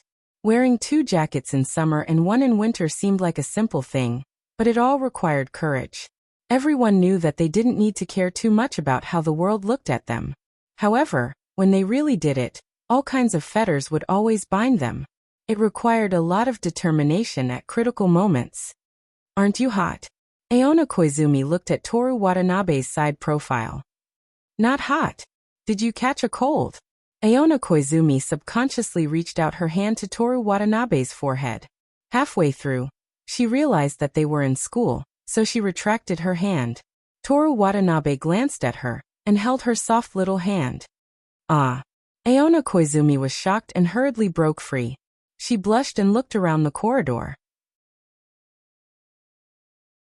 After making sure that no one saw them, she glared angrily at Toru Watanabe. Teacher, can I not bring my bag home? I don't want to do homework. Toru Watanabe put his hands in his pockets and said as he walked. No, can't you even do it for one day? No means no. What if I don't do it? Then I'll call your parents. Isn't it too early? What's too? Aona Koizumi's snow-white oval face turned red. She glared at Toru Watanabe. After a short conversation, Aona Koizumi came back to her senses and found that the two of them were already standing on the third floor of the school building. Huangzi was taking out potato chips from the bag while marking a vocabulary test paper. Huangzi. Aona Koizumi shouted. Huangzi turned around, potato chips in his left hand and pen in his right. Do you want to eat teppanyaki? My treat. Yes. Before Toru Watanabe could finish, Huangzi had already nodded. They agreed to meet under the oak tree. Huangzi packed up and the two of them walked to the infirmary on the first floor. Standing in front of the infirmary, Aona Koizumi raised her hand and knocked lightly on the door. Come in. Miyazaki Miyuki's experienced voice came from inside the room. The two of them pushed the door open and entered. The smell of disinfectant filled their nostrils. The temperature here seemed to be lower than other places as well. Miyazaki Miyuki glanced at the two of them. She turned her chair and took the thermometer from the table. After shaking it twice, she passed it to Toru Watanabe, who was walking closer. In your mouth? Or under your armpit? Toru Watanabe looked at the mercury in the thermometer. If you don't eat it in your mouth, keep it in your mouth if it's hot or cold. If you eat it, put it under your armpit. But I recommend the rectum. The temperature there is the most accurate. As she spoke, Miyazaki Miyuki took out a bottle of lubricant and gave it to Aona Koizumi. Come and help him. Thank you, but no need. Toru Watanabe put the thermometer in his mouth. Aona Koizumi looked at the thermometer in his mouth and then at the lubricant in her hand. We're not here to see a doctor, she said helplessly and found it funny. If you don't have a cold, why are you wearing a coat? Miyazaki Miyuki looked at the two coats on Toru Watanabe. She was also wearing two coats, a white shirt for a teacher's uniform and a white coat for a doctor. She even had a staff tag around her neck. Whether I have a cold or not, it's not a bad thing to have a test. Just treat it as an annual checkup. Toru Watanabe had the thermometer in his mouth. His voice was slightly different from usual. If you want to take a test, then do it properly. Miyazaki Miyuki crossed her legs. Even though she was a doctor, she had the aura of a great scientist sitting there. Toru Watanabe raised his hands and made a gesture of surrender, saying, If the thermometer is in the right place, I'll take it obediently. Are you really going to take a test? Aona Koizumi asked him. Kiyono-san and the others are still waiting for us. I almost forgot. Toru Watanabe took out the thermometer from his mouth. You're not here to see a doctor? Miyazaki Miyuki glanced at the two of them. We're going to eat teppanyaki, so we came to call you, Aona Koizumi said. Miyazaki Miyuki nodded and stood up to take off her white coat. Miyuki-sensei, it's already taken. Help me take a look. Toru Watanabe handed the thermometer to her. Miyazaki Miyuki took the thermometer, wiped it with alcohol, and put it back. The thermometer isn't Aonai. It won't turn into you so quickly. Miyuki-sensei. Koizumi-sensei and I haven't done anything yet. Do you have any ideas, Miyuki-sensei? Watanabe. Just do it by force. Miyazaki Miyuki said casually. Aona Koizumi stepped forward and helped Miyazaki Miyuki take off her white coat, urging her. Hurry up. Don't make them wait for too long. After Miyazaki Miyuki locked the medicine cabinet and the infirmary door, The three of them changed into their own shoes and walked towards the school gate. Under the huge and green oak tree, the setting sun had to overcome the difficulties of the bushes before it could shine through the gaps between the leaves. Miki Kujo stood there. Her figure was slim and beautiful, and she was wearing the same school uniform. Only she revealed a dignified and noble aura. She was an intoxicating, irresistible, and dangerous noble girl. Beside her, Qing Yiren had snow-white skin and an awe-inspiring figure. He gave off a quiet and elegant feeling. There was indifference on her beautiful face. Toru Watanabe didn't know when it started, but he liked to look at her indifferent expression from the side. There was also Mayasahi. She wore a long dress and had a calm expression. She was as gentle as a seaweed, but in her heart, she was passionate like an underwater volcano. On the surface, she was calm and expressionless, but on the inside, she was passionate and crazy. This kind of Mayasahi could make people fall head over heels for her. Too slow. Miki Kujo looked at the approaching Toru Watanabe. I took her temperature while I was at it, Toru Watanabe explained. We were waiting for Miyuki-sensei to come. He's already here. Let's go. The 8 of them found a teppanyaki shop. The entrance was very small. It was barely big enough for 2 people to walk in side by side. They lifted the curtain and pushed the door open. As soon as they entered, they immediately smelled a rich aroma. The first thing they saw was a silver iron plate. A young female chef was cooking teppanyaki with a spatula. Welcome. A waitress with a headscarf greeted them. 8 people, right? Please sit here. The 8 of them sat down. Together with the couple who were already sitting there, the shop was full. Excuse me, Toru Watanabe said to the waitress. Can I use new cutlery? It'll be on the bill. No need. The waitress quickly said. If you need it, we can provide new cutlery. Thank you. You're welcome. Toru Watanabe was going through the process. Miki Kujo, who was sitting beside him, was already used to such a small shop. Every few days, she would be dragged out by Toru Watanabe. Taidong District's shabu shabu, Setagaya District's teriyaki shad, Adachi District's Thai curry, Nakano District's Mappo tofu. These were the complete opposite of what she usually ate. Top-notch ingredients and simple cooking. Aonai Miyuki, do you still remember? When we lived in Shambing District, there was a teppanyaki shop nearby. We went there every day. After ordering, Huangzi said to the 2 of them. I haven't eaten it in a long time. When Watanabe mentioned it, I really wanted to try it. Aona Koizumi said with a smile. Miyuki nodded in response. She placed her chest on the table. Miki Kujo's was soon done. Toru Watanabe cut a small piece with a fork and put it in her bowl.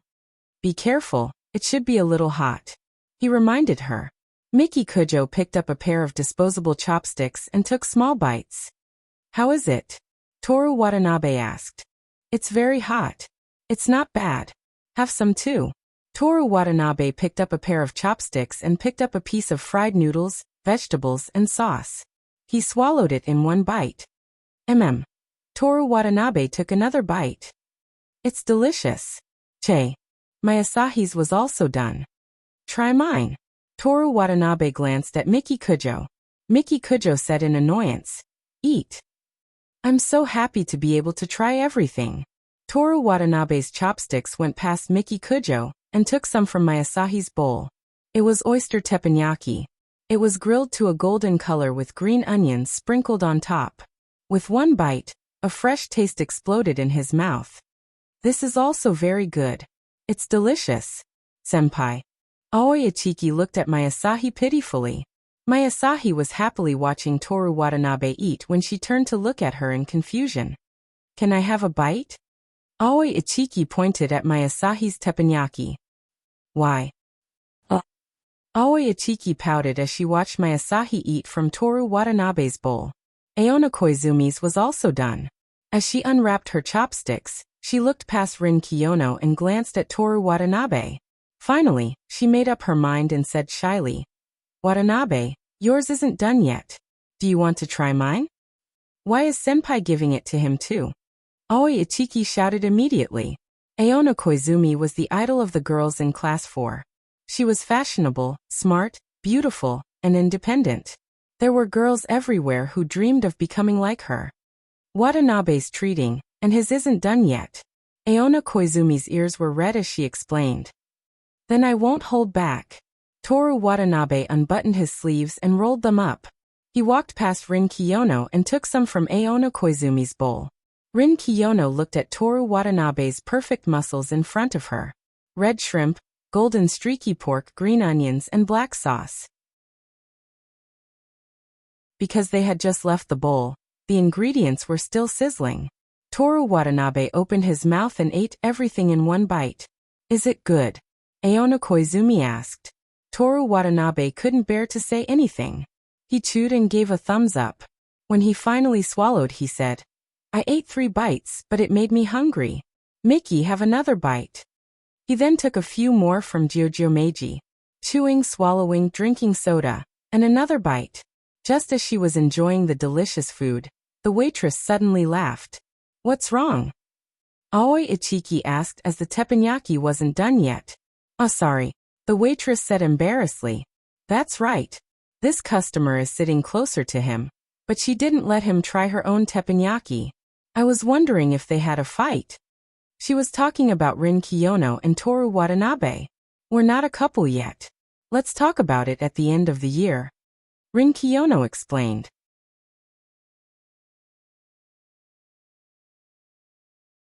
Chapter 331. There's a marathon in autumn. From today onwards, there will be 3 PE classes per week. The first 2 classes will be long-distance running. No, everyone wailed. The PE teacher blew the whistle hard and then shouted, Run around the field in 15 minutes. Get ready. Other schools have a marathon in the 3rd semester. Why is it in the 2nd semester in our school? That's right. The weather is still so hot. You'll definitely faint if you run for 15 minutes. If I knew we had a long-distance run today, I would have asked for leave in advance. Even if I knew in advance, I would have skipped class to go to the infirmary. It wouldn't have mattered even if we finished the marathon. Amidst the complaints, the PE teacher blew the whistle again, and everyone finally stood on the track. All boys, attention! The PE teacher stood at the starting line and raised his hand. Toru Watanabe randomly took a spot and gathered with Osamu Kanai, Keisuke Saito, and the class monitor. I heard that the Human Observation Department is going to perform a play for this cultural festival? The class monitor asked. Yes, a play. Toru Watanabe answered. Run. The boys rushed out. Slow down, Keisuke Saito hurriedly said. Running at a constant speed for 2,000 meters is the way to go. No one is allowed to run too fast. Follow the main group. The 4 of them ran slowly in the middle of the group. Will there be a kissing scene? Osamu Kanai asked. No. Add it in. Osamu Kanai said anxiously. Anyway, you have that kind of relationship with Kujo and Kiyono. As long as there's a kissing scene in the promotion, the whole school, no people from other schools will come to watch. Our play doesn't pursue that. With that, Toru Watanabe turned and asked Keisuke Saito, Is your game done? Soon. Keisuke Saito said while panting slightly. Oh right, when Chien Chienzi gave me the original art, he said that the head of the art department dreamed of you last night. Dreamed of me? What did you dream about? She said that she dreamed that you were pressing her down to change the design. You asked her to draw chemical experiment equipment, but after she finished drawing, you said that it didn't match the chemical experiment you wanted to do. The head of the art department was so angry that she argued with you in the dream. How exactly did you destroy others? Osamu Kanai asked curiously. How can it be called destruction? That's to train her ability to withstand pressure. Slow down. Slow down. Don't be so fast. Keisuke Saito shouted. The 4 of them slowly fell behind the group of boys. The girls who ran faster were already 10 meters behind them. Toru Watanabe looked back and saw Miki Kujo running at the front, so he slowed down. The girls beside Miki Kujo made way for them and snickered as they sized up the 2 of them. What a coincidence, Miki Kujo said with a smile. It's not a coincidence. I was waiting for you, Toru Watanabe replied. Over there. The PE teacher whistled sharply. Toru Watanabe. Run for me. And those boys over there. Whoever gets overtaken by a girl will have to run 3 laps around the school. Teacher, what if the girls get overtaken by the boys? Toru Watanabe turned his head and shouted at the PE teacher. Rin Kiyono, who was at the back of the girls' team, looked straight at Toru Watanabe with her charming face and clear eyes. Run 2 laps around the field. Ah, Koen Watanabe is so annoying. Why did you ask? The girls wailed. A few girls from the track and field department strode forward with their muscular legs and quickened their pace. At the same time, the boys also increased their speed. Osamu Kanai, Keisuke Saito, and the class monitor didn't say anything about running at a constant speed. Osamu Kanai rushed to the front of the line. Do you think Kiyono will be punished? Toru Watanabe said with a smile. Definitely, Miki Kujo said with a smile. Great minds think alike. Toru Watanabe agreed wholeheartedly. Toru Watanabe. The PE teacher roared. After the PE class, Rin Kiyono leaned on the table. So pitiful. Miki Kujo rested her delicate and charming face on her hand and smiled as she admired her pale face. Rin Kiyono didn't move. She looked at her and weakly said with her perfectly small lips. Men are sometimes children. It has nothing to do with age or status. They often have childish thoughts and never get tired of them. They're even obsessed with them. Bullying the people they like is one of their manifestations. After being a loser for so long, you've become so good at comforting yourself. Miki Kujo said with a look of admiration as she clapped her hands. You're not bad yourself. Rin Kiyono replied without much interest. After a simple exchange of words, Toru Watanabe, who had been ordered by Rin Kiyono to buy drinks, came in with a large pile of drinks. Kiyono-san, I want to see how you're going to finish all of these, he said. Rin Kiyono picked up a bottle of lemon juice and took a sip. She pointed to the front of the class and said, Give the rest to the girls in the class. After a short pause she added, Except for Kujo-san. They had classes, club activities, and were chased by the cultural festivals of their classes and clubs. They repeatedly and leisurely passed their ordinary time. On the second Saturday before the cultural festival, Toru Watanabe and Rin Kiyono went out to purchase equipment. They agreed to meet at 10 o'clock. Toru Watanabe arrived at Banqiao Station at 9:40. After waiting for 5 minutes at the kiosk at the exit, Rin Kiyono walked out of the ticket gate. The weather was still hot. She wore a striped shirt and a tight green skirt. The hem of the shirt was tucked into the skirt. Her slender waist could be seen at a glance. There were quite a few people at the exit, but Rin Kiyono looked like a model who had just walked out of a high-end fashion show. After exiting the station, she simply looked around and walked towards Toru Watanabe, who was also in front of the kiosk. Sorry to keep you waiting, she said. I just got here. Toru Watanabe replied. Kujo-sen didn't come? Rin Kiyono mocked. Banqiao district is too remote. Don't say Banqiao district is remote at Banqiao station. After lecturing she smiled and said, But I haven't been here before.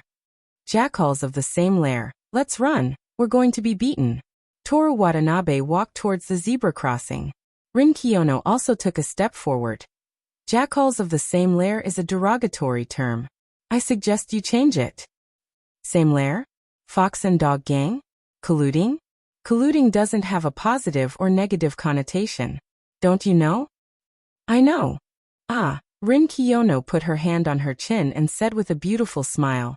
Haven't you always been proud of your understanding of Chinese culture? Unexpectedly, you're not as clear as me. I already said I know. Stubborn tongue. I know this. It's from Lonling Xiaoxiaosheng's Jinping Mei Xi Hua Chapter 30, right? Toru Watanabe said proudly.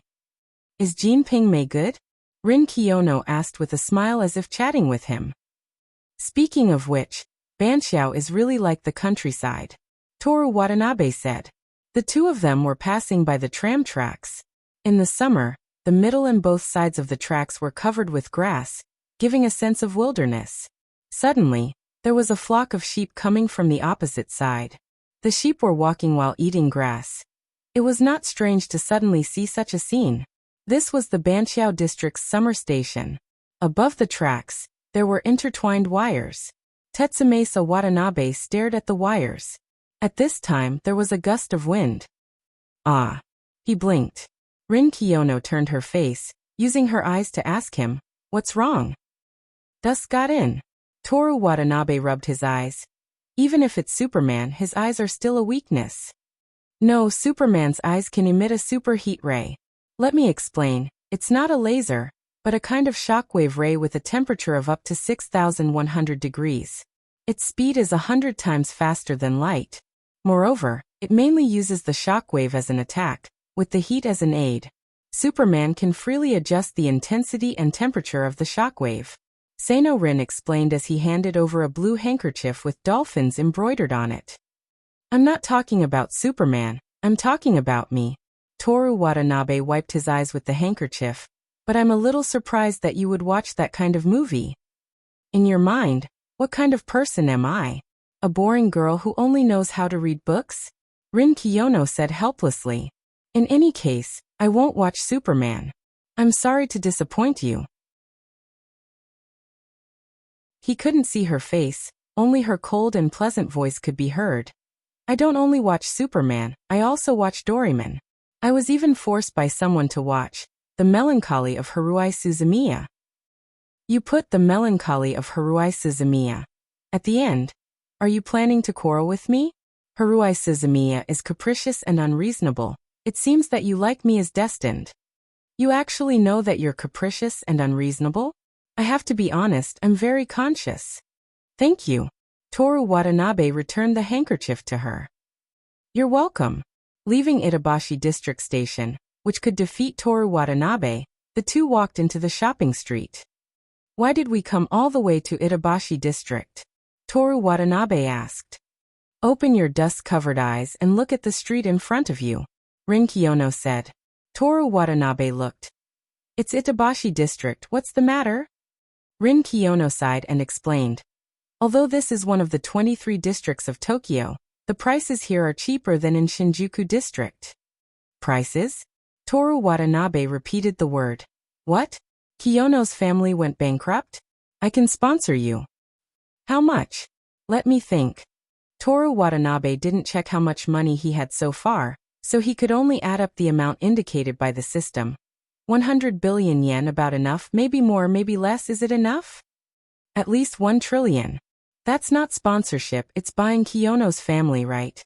When you take over Kiyono's family in the future, you have to get my permission before making any decisions. If my mother hears that you want to sell it for 9 billion USD, she may change her mind.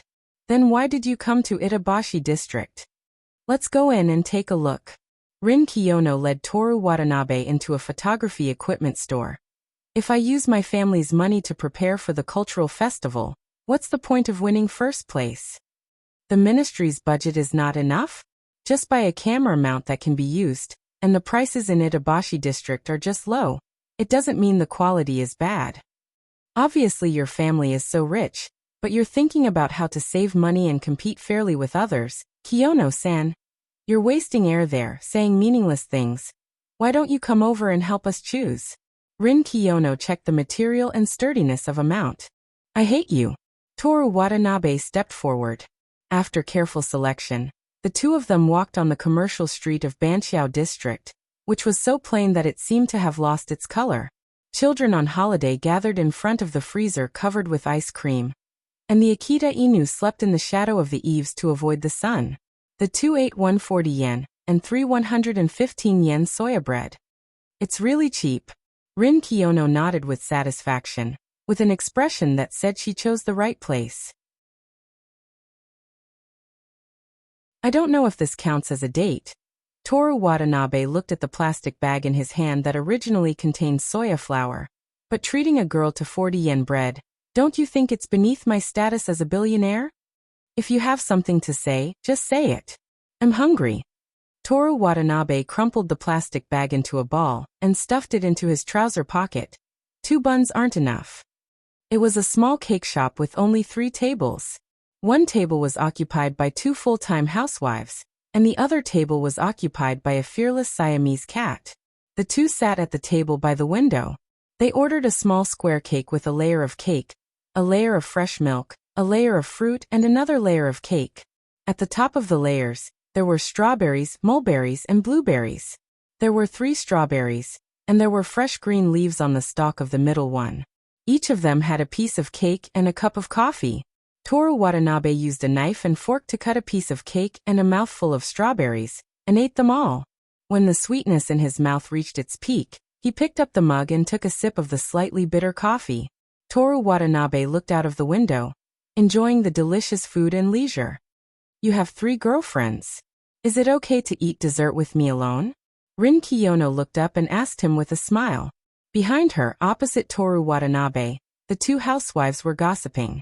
Their eyes, which were originally admiring Toru Watanabe, turned into an indescribable look. It was like seeing a crow throwing garbage on the roadside. It's okay.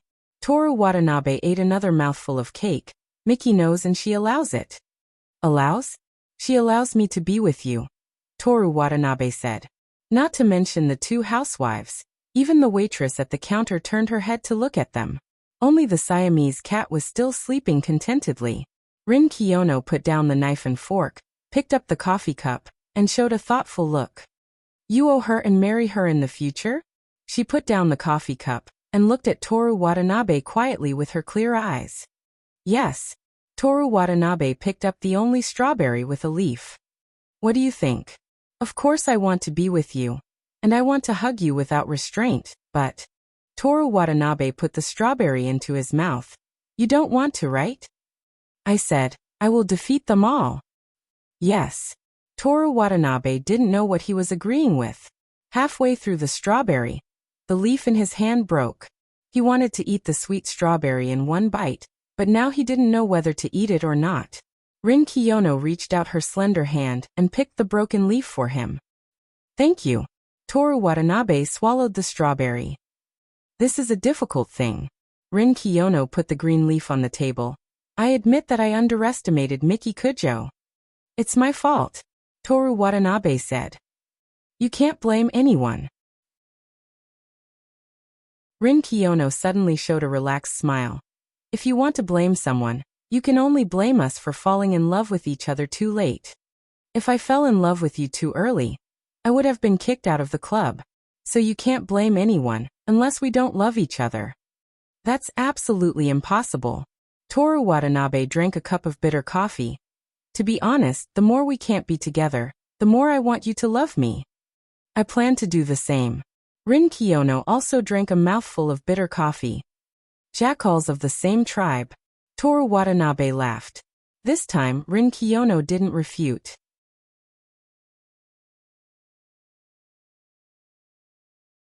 Chapter 332. On the wide stage of the stadium, there were wooden tables, wooden chairs, and kerosene lamps. Good morning, young girl. Toru Watanabe stepped onto the stage. Good morning, Mr. Devil. Miki Kujo, who had her hair tied into a bun, responded with a smile. Rin Kiyono sat below the stage, holding the script in her left hand and a pen in her right hand. She was seriously watching the scene. Scene 1 cut. She shouted, and the 2 people on the stage stopped. Miki Kujo put down her luggage and looked at Toru Watanabe's blood-red eyes. Contact lenses? I got them over the weekend. My ability is to make young girls fall in love with me. Toru Watanabe put his right hand on his face and made a gesture of taking off his mask. He announced in a handsome voice, Miki Kujo, I order you to fall in love with me. The scene is over. Rin Kiyono reminded him. Toru Watanabe put down his right hand and said to Miki Kujo, this guy is so boring. You're the boring one.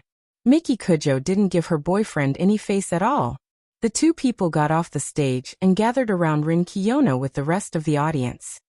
When the devil comes on stage, take away the spotlight. Rin Kiyono thought for a while and added, the devil doesn't need the spotlight and stays in the dark. But there must be a lot of girls who bought tickets to watch the play because they want to see Watanabe.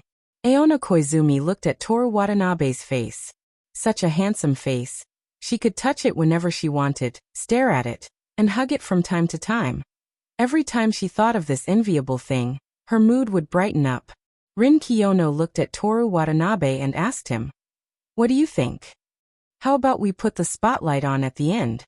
The devil enters the fairyland. Rin Kiyono confirmed. Yes. Rin Kiyono thought about it, then nodded and said, okay. Do you have any objections to the first act? No. Only Aoi Ichiki answered. The others either remained silent or shook their heads.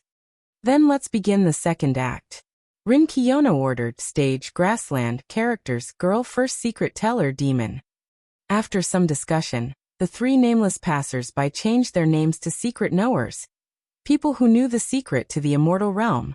Although Toru Watanabe was in the second act, most of the time, Miki Kujo was completing Aona Koizumi's mission. He picked up his camera and started recording.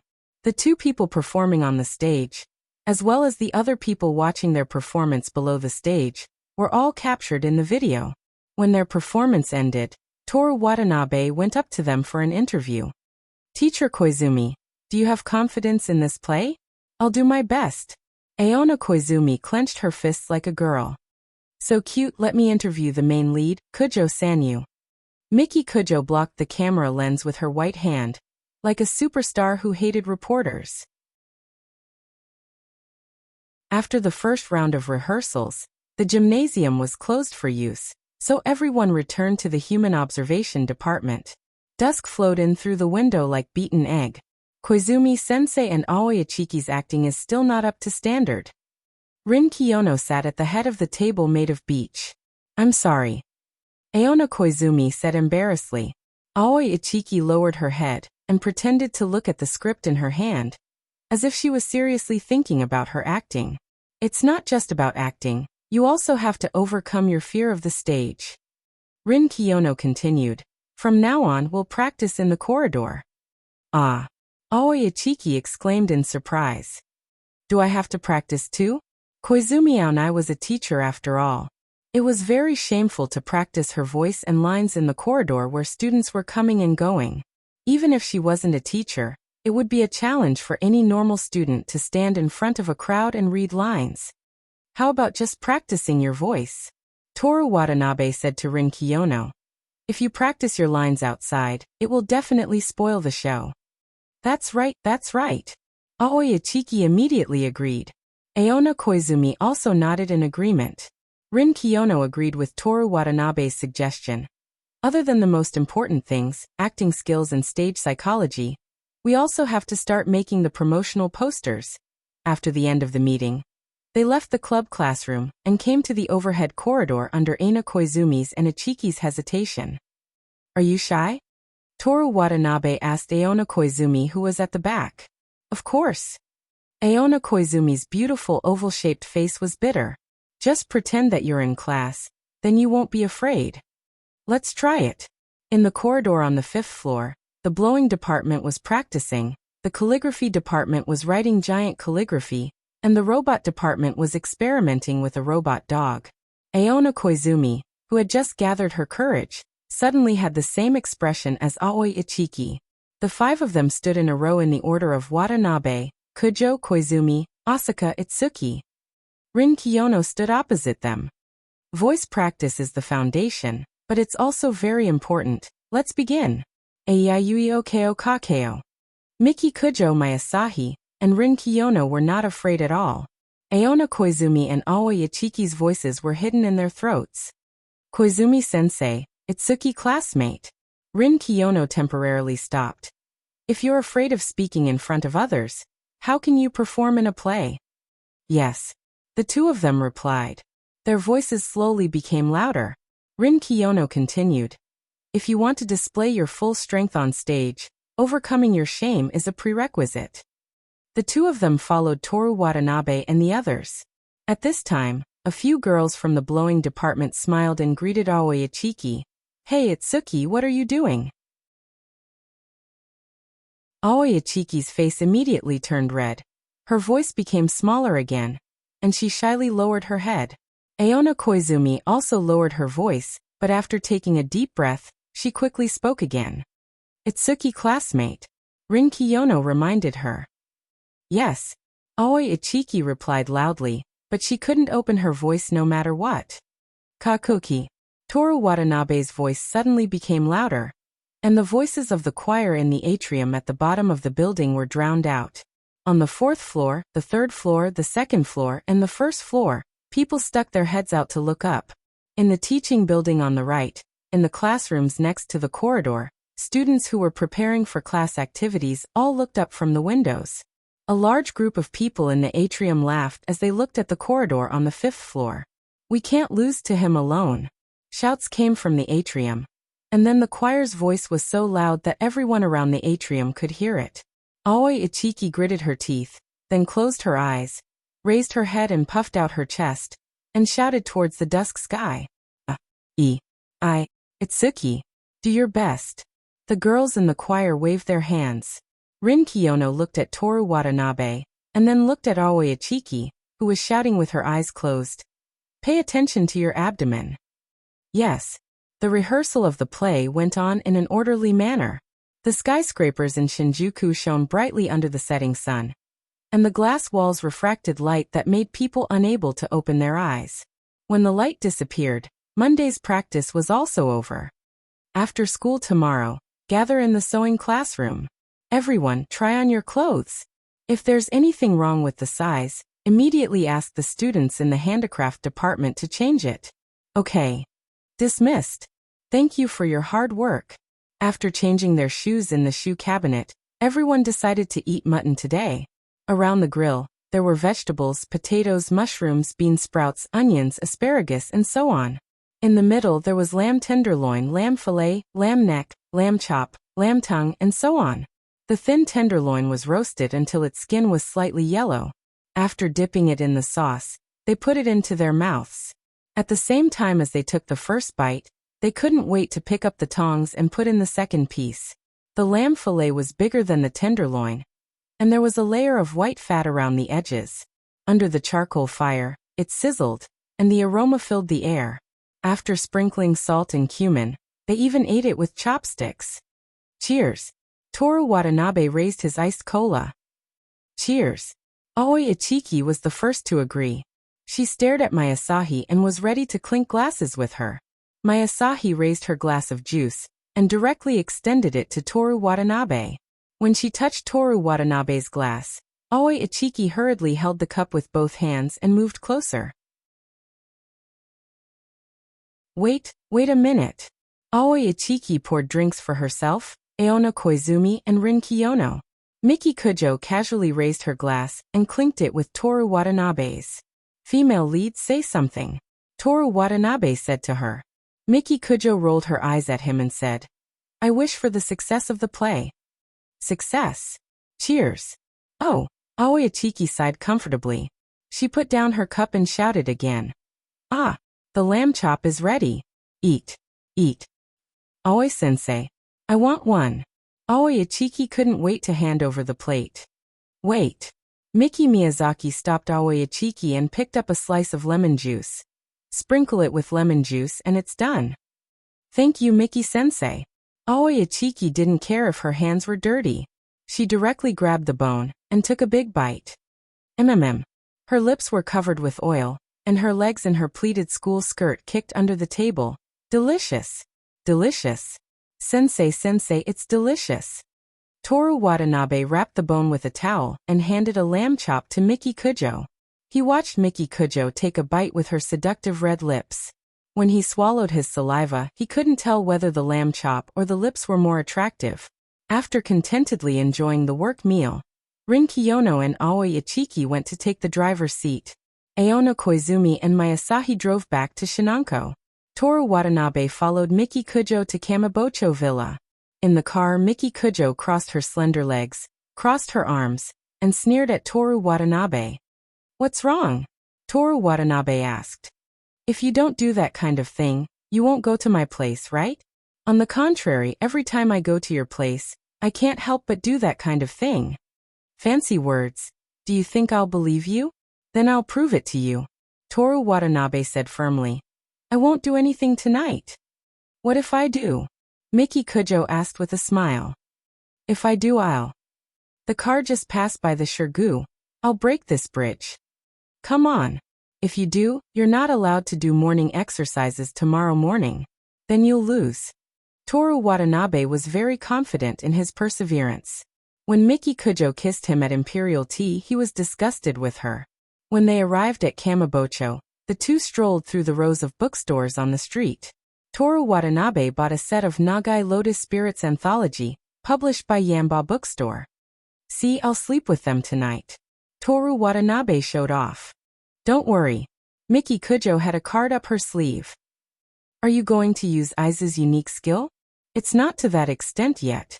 At 9 o'clock, the two returned to the villa. Toru Watanabe went to take a shower first. When he came out, he lay down on the big and soft bed and took the Hell's Flower book. "You're really not going to do it?" Miki Kujo asked with a smile. In the past, after Toru Watanabe took a shower, he hugged her and kissed her, and followed her to the bathroom to take a second shower. "If I only focus on studying, even the most beautiful woman is like a wildflower in spring to me." "What do you mean?" "With her, it doesn't matter. Without her, it doesn't matter. Let's see how long you can hold on." Miki Kujo got up and went into the bathroom. The bathroom was very spacious, the ceiling was high, and the mist filled the air. She comfortably ran in the bathtub for a while. Hearing Miki Kujo's footsteps, Toru Watanabe took his eyes off the book and glanced at her. Miki Kujo was wearing a black western pajama. Her round and white breasts were exposed a little, and the belt around her waist was casually tied. She was tying her hair up with both hands. As she raised her arms, her waist became even more graceful, and there was a gentle charm to her. Toru Watanabe's heart was burning. If it was any other time, Miki Kujo would have already become an older sister. It's just black pajamas." He lowered his head and continued reading. "If you have the ability, look at me again. I won't feel anything even if you take off all your clothes." "You won't even look, and you say you won't feel anything? Or are you afraid? So what if I look at you? My self-discipline is harder than the core of a peach." Toru Watanabe raised his eyes and looked at Miki Kujo. Then his heart began to beat wildly. Miki Kujo didn't do anything. Her pajamas were still intact, and her hands were still tied up with her hair. She just rubbed her two knees together. Toru Watanabe put down the book by Nagai something Kaze and slowly got up. "Didn't you say you won't do it?"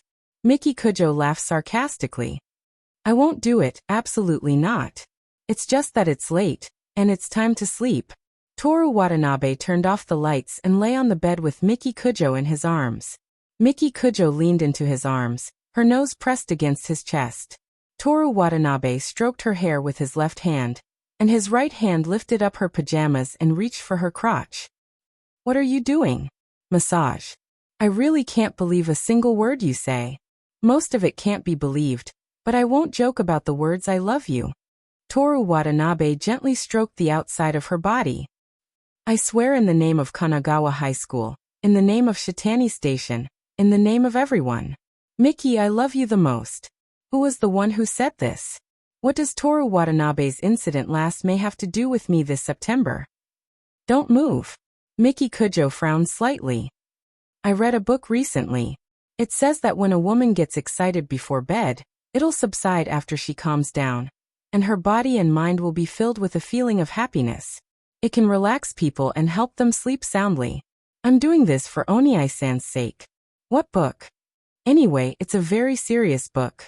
As he spoke, Toru Watanabe's fingers slowly entered her body as if they were being sucked in.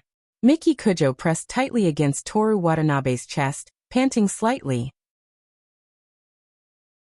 After closing her eyes and enjoying it for a while, she opened her eyes and asked, "What do you think love is?" "You're starting to think about such a profound question now?" Toru Watanabe laughed. "Say it.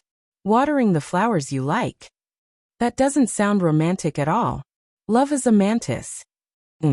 Even if you're eaten, you still want to mate with a female. That's love." With that, Toru Watanabe sighed. "Pitiful male, great love." Miki Kujo laughed, took away Toru Watanabe's hand, opened her legs without even taking off her pajamas, and rode on Toru Watanabe's body. "My pitiful male, I'm going to eat you now," she said with a smile. She swallowed Toru Watanabe bit by bit into the soft swamp. She twisted her waist, and her long hair flowed down in a straight line, constantly tickling Toru Watanabe's neck and shoulders. It was a warm, wet and misty night.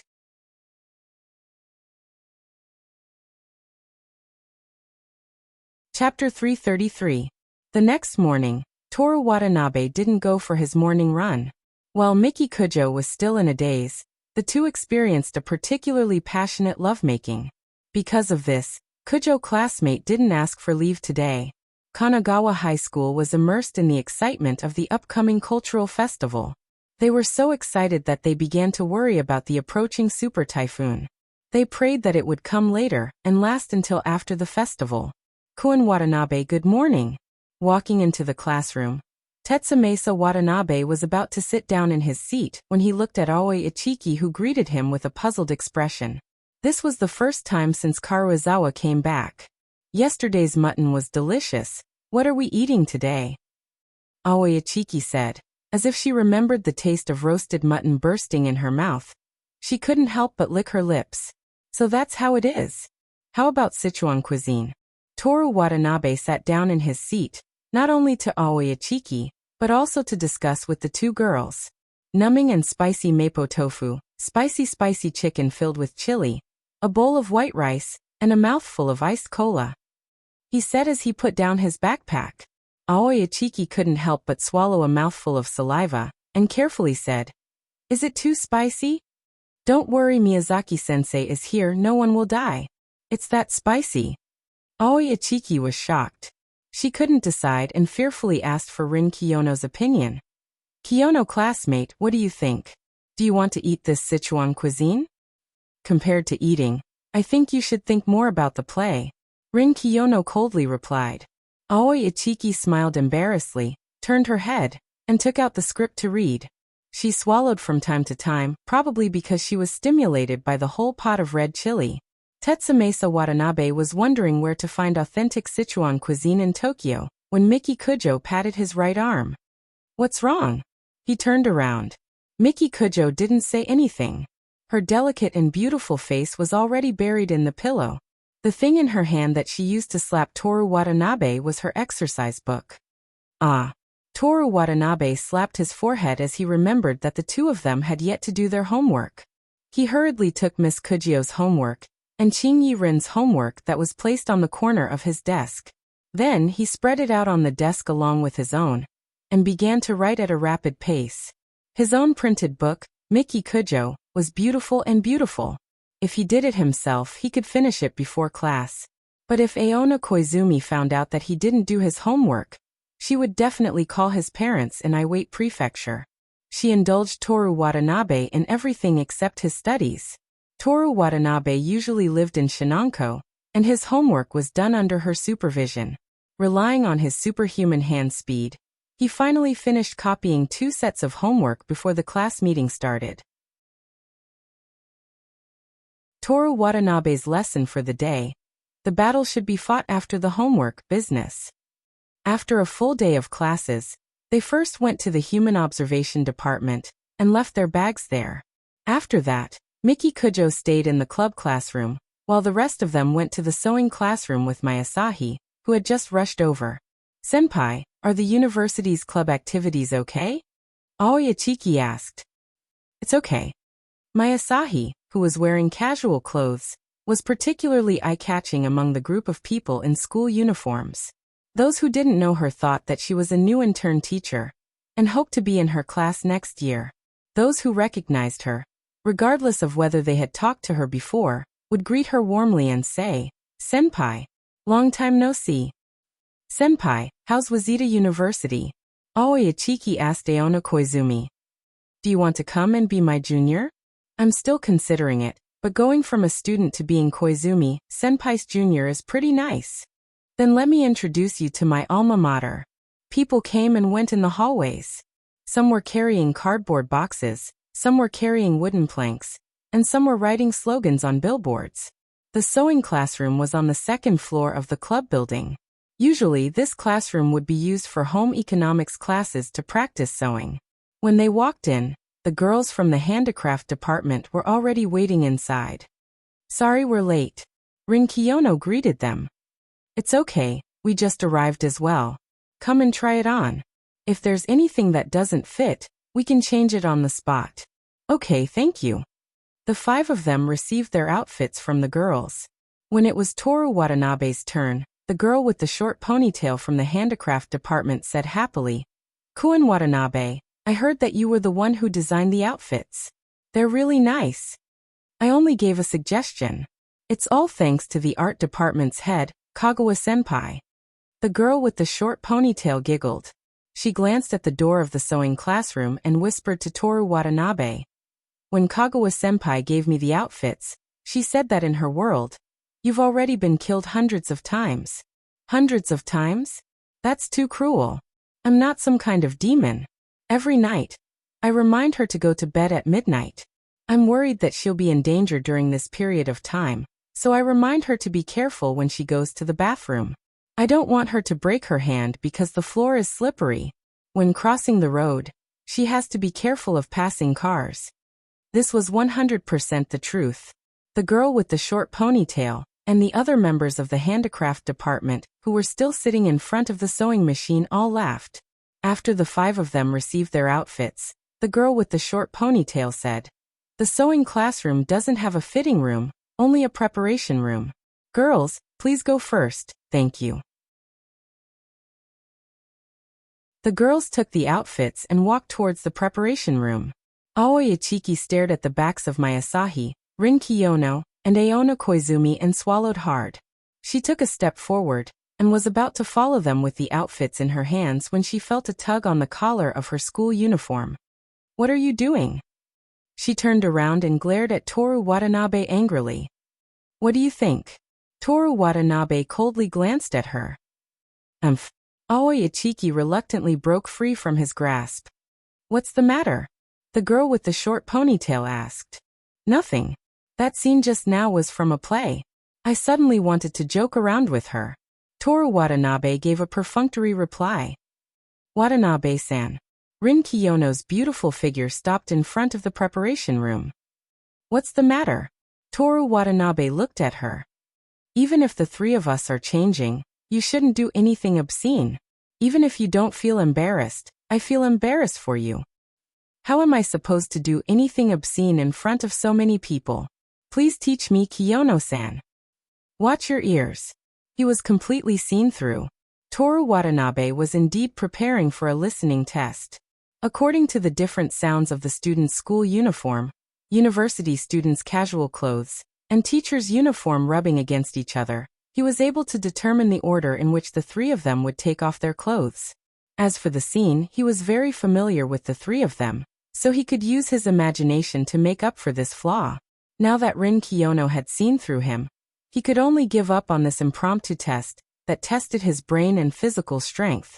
Aoi Ichiki and the girls from the handicraft department were discussing the matter of changing the length of the school skirt. Toru Watanabe stood alone in front of the window. He couldn't see the courtyard from here. He faced the back of the school building. At the corner of the wall, Yoshimi Tamamo sat alone in a chair with a music stand in front of her. She was seriously practicing her trombone. Toru Watanabe glanced at her as he reflected on his actions. In front of Masahi and Aona Koizumi, he showed off his wealth and made them believe that the future would be bright. In front of Miki Kujo and Rin Kiyono, these 2 people had unimaginable power and wealth. In front of them, he showed them an unimaginable side of himself. He showed them different things, but his goal was the same, to give them a sense of security. He always thought that there was no harm in doing this, but he didn't expect that today he would lose the opportunity to eavesdrop on 3 people at once. Multiple people, the ultimate dream in life. It would have been nice to just listen. Toru Watanabe regretted it in his heart. Yoshimi Tamamo was tired from playing. When she was resting, she used the back of her hand to wipe her slightly numb lips. She inadvertently looked up and saw Toru Watanabe by the window. She lowered her head and looked at her collar.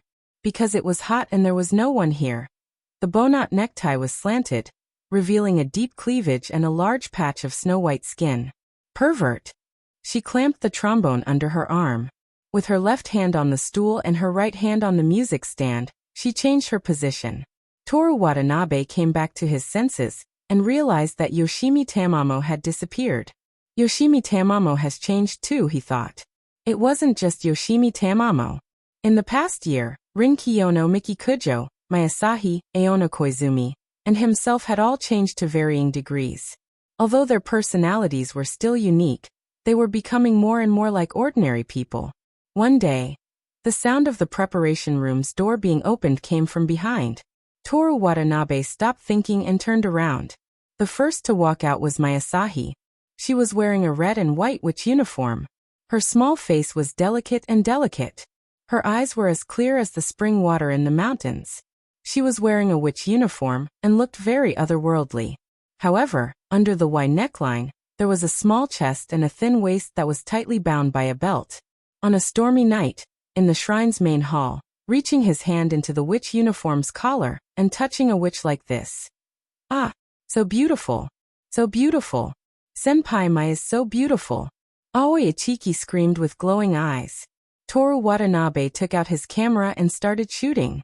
The second to walk out was Aona Koizumi. Mayasahi was a witch of the shrine. She was a Western witch. Wearing a black robe and a wide-brimmed black hat, she exuded a sense of mystery. A witch with high magic power and big breasts suddenly grabbed an ordinary person, Toru Watanabe, and forced him to drink an evil magic potion. She wanted to do an experiment with him that was too evil to be described with words. What do you think? Aona Koizumi, who had a normal sense of shame, was embarrassed by such an outfit. The teacher uniform is great. The witch uniform is great too, Toru Watanabe commented while shooting. Koizumi-senpai, I suggest that you call the police.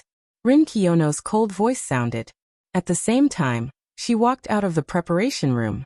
She, who was acting as a fairy, wore a white dress that Toru Watanabe and herself had designed. It was like a thin veil. The sleeves were wide and supported the long skirt. It was so light that it seemed to take her to the sky. Time stopped in the sewing classroom. Let alone Toru Watanabe. All the girls present held their breaths. Ignoring everyone's infatuated eyes, Rin Kiyono looked at Toru Watanabe in a daze and admired the sleeves with satisfaction. Although it looks good, it's too troublesome to wear, she said. Kiyono-san. Although it's not a wedding dress, it's more beautiful than a wedding dress. It's so beautiful. Now that you mention it, Rin Kiyono placed her hand on the fairy's chin and muttered like a fairy. You can put this design in a wedding dress shop or a photography shop and take wedding photos for people who are getting married. First, you have to register the copyright. Don't think about these things while wearing this dress, Toru Watanabe said. Although I don't think about it all the time, I do occasionally think about how to continue strengthening the Seigo family. Seigo Rin flicked his sleeves, as if a divine maiden was showering her with holy light. It was a simple action, but it had the same effect as Toru Watanabe's smile. Everyone was stunned again. Director, I have an idea about the promotional poster. Toru Watanabe was very resistant to this. Rather than saying this, it was more accurate to say that he had seen enough of it. Ever since he joined the ministry, he had been looking at Rin Kiyono almost every day. Tell me about it. A folding fan. You and Miki will wear costumes and stand face to face in the corner of the fan. Behind you will be Sensei Aonai, Sensei Mai, and Itsuki. What about you? I'll be the one to open the fan. That's fine. Rin Kiyono nodded like a fairy. But why a folding fan? Because I just happen to have one. Toru Watanabe's reason was very simple. If Auntie Junji knew, I don't know if she would still give you the folding fan. Rin Kiyono sighed helplessly. I'll leave the matter of the poster to you. We'll shoot it tomorrow at noon. Okay. Toru Watanabe thought of Miki Kujo. In The World's End and the Cold Wonderland, the girl was the only character who had 3 costumes. A village girl, a white gauze dress for her first appearance in the Wonderland, and a black gauze dress for her second appearance in the Wonderland. Although the style was different, the appearance of Miki Kujo was equally outstanding. What happened in the morning once again appeared in his mind. Toru Watanabe recalled the morning's infatuation, and thought of Kujo's soft moans. He arranged everything for the evening. When he came back to his senses, Rin Kiyono was staring at him with an icy gaze that said, "Can you please die?" I'm going to change too. Aoi Ichiki ran to the preparation room. Let's take a picture together after you're done? Okay. Koizumi Aonai replied with a gentle smile. Let's do it together. Someone from the handicraft department said. Aoi Ichiki was wearing a medieval-style female knight outfit, which looked valiant and heroic. Kun Watanabe, it's your turn. Hurry up and change. See if there's anything you need to change, the girl from the handicraft department urged. As a member of the handicraft department, she was somewhat obsessed with uniforms. She wanted to see others wearing the clothes she made, and she wanted to see others wearing all kinds of clothes, especially beautiful, handsome, and well-shaped people. Okay, sorry to trouble you. Toru Watanabe put down his camera, picked up his outfit, and walked to the preparation room. Hurry up and take a picture. Aoi Ichiki's voice came from behind him. By the way, Kiyono-san, if this outfit of yours is to be sold commercially, can we continue to display it? That's because you guys helped me. In exchange, I agreed to your conditions. Of course I can. Kiyono-san, please look over here. Toru Watanabe walked into the preparation room and saw 3 neatly arranged stacks of clothes on the table. Fortunately, I'm a gentleman. Toru Watanabe stopped himself from taking a second look. He took off his tie and unbuttoned his shirt. At this moment, with a dong sound, Toru Watanabe's unlocked door was pushed open. A group of girls stared at Toru Watanabe, who had taken off his shirt to his shoulders. Wow, muscles! The Apollo's belt at his pelvis. The Apollo's belt. I want to touch it with my hands. His waist is too thin. Ah! The girls from the handicraft department were dazzled. Aona Koizumi's face was flushed red. The leader, Aoi Ichiki, first looked at the 4 people's outfits. Then, together with my Asahi, she stared at Toru Watanabe without blinking. Rin Kiyono, who was at the back, looked at the 4 people's outfits. Then, she smiled and looked at Toru Watanabe. Hey. Toru Watanabe shrugged his shoulders and put his shirt back on. After this interruption, Toru Watanabe, who had changed his clothes, didn't go out. Instead, he looked at the camera to see if it fit. Just like his smile, he was only in the mood to show off to those few people. The handicraft department felt that it was a pity. They even said that they had to show it to a professional to know if it really fit. They wanted to use this as an excuse to trick Toru Watanabe into wearing it for them. The 5 people took their costumes and returned to the human observation department with satisfaction. During the free time of practicing the play, Toru Watanabe secretly asked Miki Kujo, "Is your costume done?" "It's done." Kujio Miyoshi replied nonchalantly. "Tonight, I'll give you a review." Miki Kujo immediately understood Toru Watanabe's intention. She looked at him with a smile. "How do you review?" she asked. "Look at the material, whether it's strong enough, and then the structure, how to put it on and how to take it off. It can be done." Miki Kujo's voice became undulating, making people's hearts sway. "But I'll wear whatever you wear." "Miki, I'm a guy, wearing a skirt. Didn't you wear a kimono too? No one knows." "If I wear a white veil, I can act very pure, Mr. Devil. Let me think. Let me think." Toru Watanabe's willpower was very strong. Miki Kujo grabbed Toru Watanabe's tie and said in a hoarse voice, "Black veil, I'll be very bad, I think." Toru Watanabe said seriously, "I'll wear whatever you wear.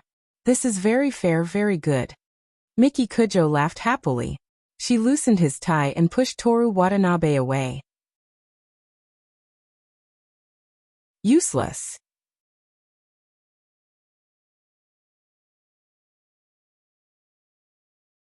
Chapter 334. As the cultural festival drew closer, more and more classes stayed in the classroom after school to prepare for the event. During the break from drama practice, when Toru Watanabe was ordered to buy drinks, he saw that some classes used cardboard boxes to form a dinosaur ceiling, and some classes were so small that he couldn't see inside. There was a sign outside the room that said, "Setting up a haunted house. Please do not peep." Among them was the 3rd grade class, who knew what they were doing. Why was there a group of people sitting there, eating snacks and drinking drinks? Had they already started the celebration? Or was the class event a party? We won't be able to make it in time. When school was almost over, Rin Kiyono said, "I'm sorry." Aona Koizumi and Aoi Ichiki apologized. After a few days of training, the two of them had made great progress. But that little progress couldn't meet Rin Kiyono's requirements for stage performance. The two were just ordinary people, so it was already very good that they could reach this level. As for Mayasahi, Toru Watanabe wrote the role of the emotionless, cold-faced witch, so she only needed to act as herself. "Is there any way?" Toru Watanabe said as he clamped Mayasahi's outstretched foot. Through the thin summer pants, he could clearly feel the lines of her ankle.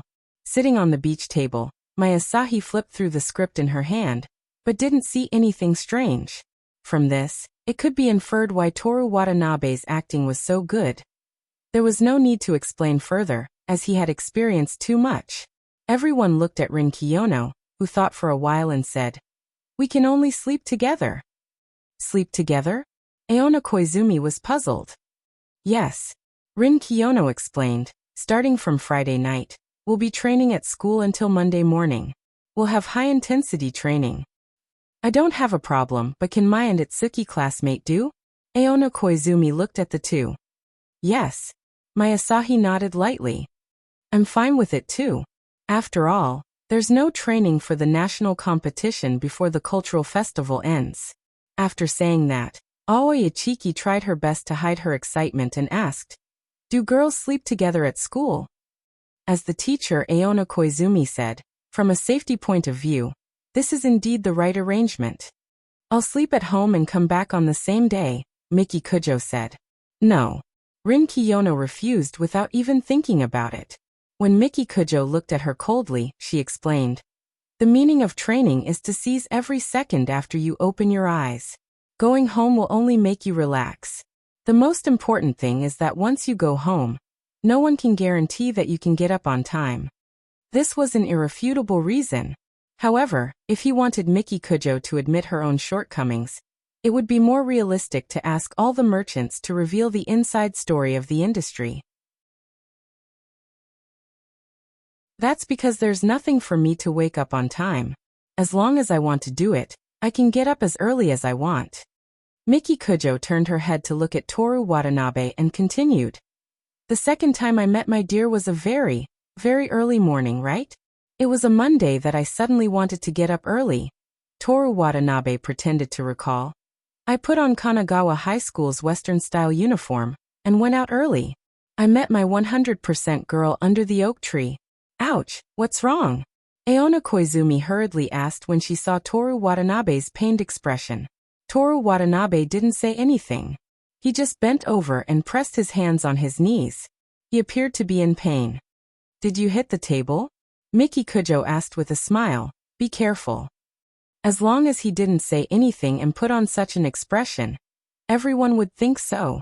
Toru Watanabe took away the foot of the female university student who ran between his legs when he wasn't paying attention.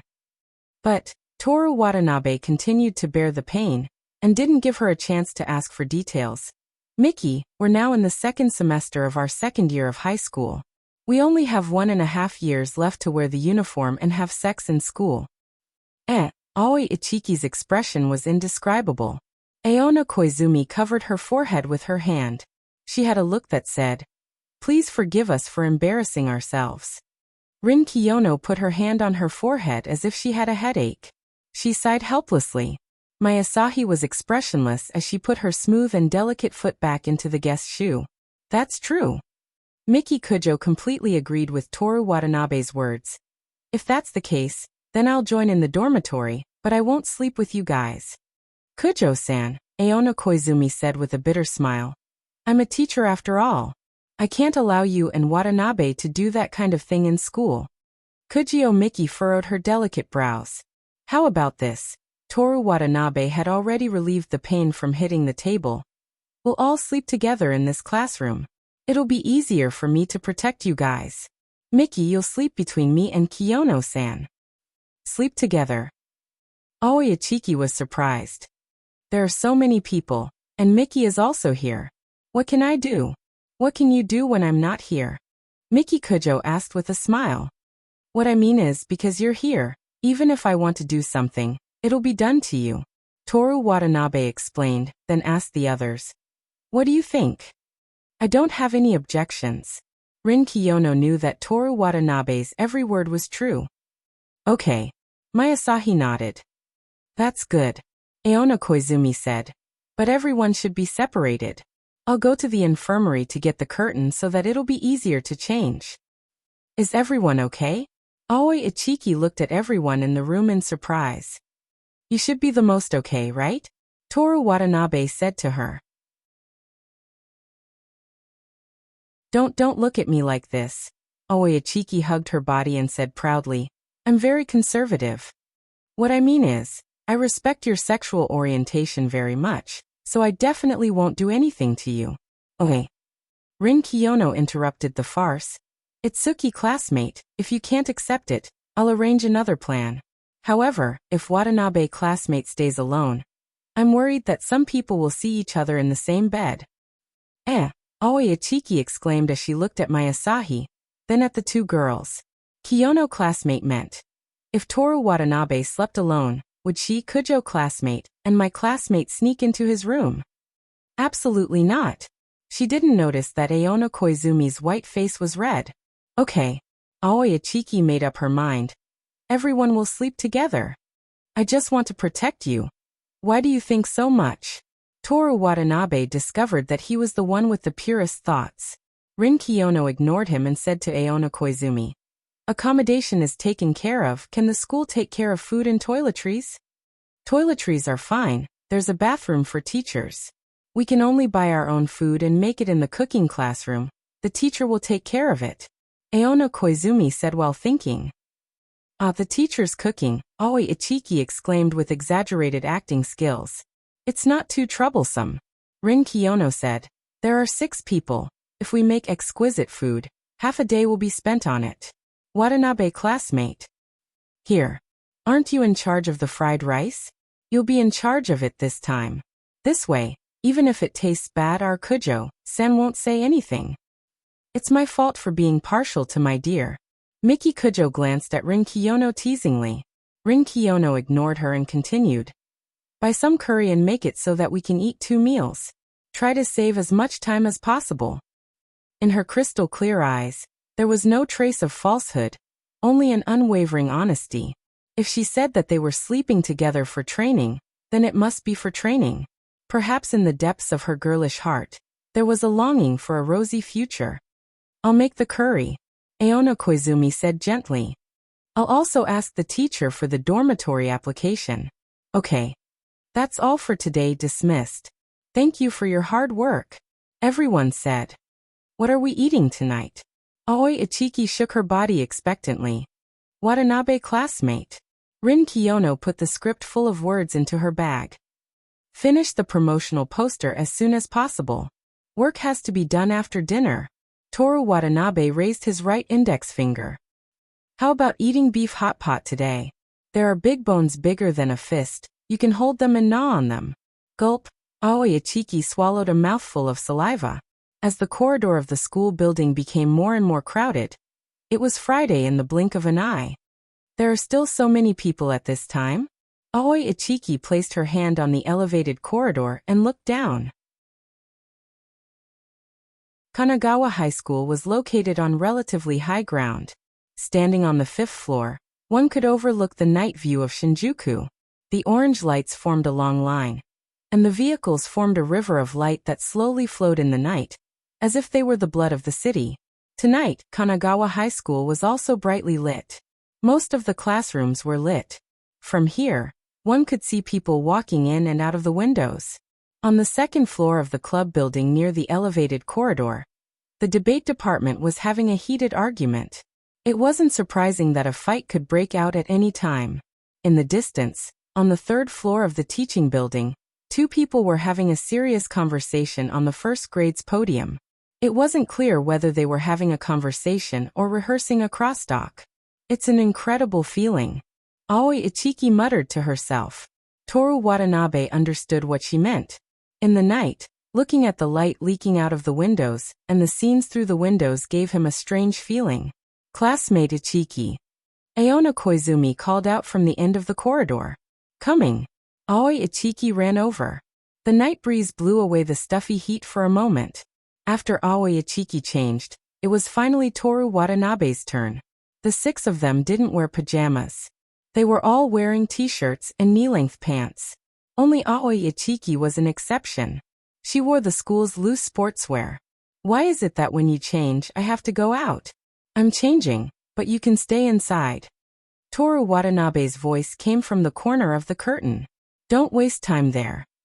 Rin Kiyono said emotionlessly. I'm taking off my clothes. The 5 of them quieted down. They could hear Toru Watanabe taking off his clothes one by one. Aona Koizumi looked at the other 4 people. It seemed that she was the only one who paid special attention to it. Is everyone used to Watanabe taking off his clothes? Am I falling behind? She thought to herself. When Toru Watanabe opened the curtain, Rin Kiyono immediately said, "Let's begin." "Good morning, girl." He walked towards the beechwood table and said his lines in a tone that made him look like a devil. "Good morning, Mr. Devil." Miki Kujo looked at him with a smile. "This is not the place for you two to flirt before bed." Kiyono warned them coldly. He practiced his lines one by one. The air conditioner was too cold, so he took time to put on his coat. When he was thirsty, he drank fresh juice from Miki Kujo's refrigerator. When he was hungry, he bought rice balls from the convenience store and various desserts in the fridge. He practiced for a while at the beechwood table. When there was no one around late at night, he ran to the overhead corridor to perform. Since there were mosquitoes, he lit up the mosquito extinguisher. "When I was young like you, I pursued the end of the world. I found the devil and asked him for the answer." The devil. "As long as you pay the price, the devil and the gods will know." "Did he tell you the answer?" "Of course." Toru Watanabe stepped forward and said hello to Aona Koizumi. "Long time no see, Miss Witch." "It has been 300 years. Aona Koizumi's voice contained a faint reminiscence. "Because you have not left this forest for 300 years. You have not spoken to anyone for 300 years. Toru Watanabe said with a smile. "If possible, please tell me how to get to the end of the world. I will agree to any conditions." Miki Kujo said loudly and firmly to Aona Koizumi. "I only know 1/3 of the way." Aona Koizumi retracted her gaze from the devil and looked at Miki Kujo. "Did Mr. Devil cheat?" Miki Kujo asked. "I sacrificed death to become an undead witch." "Death? Isn't that a good thing?" "It is a good thing. However, those who traded for death all died in the end." Aona Koizumi said coolly. "The devil lied to you?" Toru Watanabe shrugged. "No." Aona Koizumi explained. "People fear the devil, fearing that he brings death and deception. However, when they learned that death could be traded for, almost no one could refuse such a temptation. Losing death would give one eternal life, as well as power and wealth." The young girl nodded. No one could refuse such a temptation.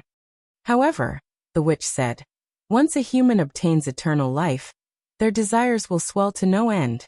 Most people who made up their minds to only trade once in the end lost themselves and became slaves to the devil." As expected of Mr. Devil, Miki Kujo said with a smile, as though she was praising her friend's cunning. 30 million years ago, I came up with a brilliant idea," Toru Watanabe said with a hint of pride. The young girl ignored the devil and continued to talk to the witch.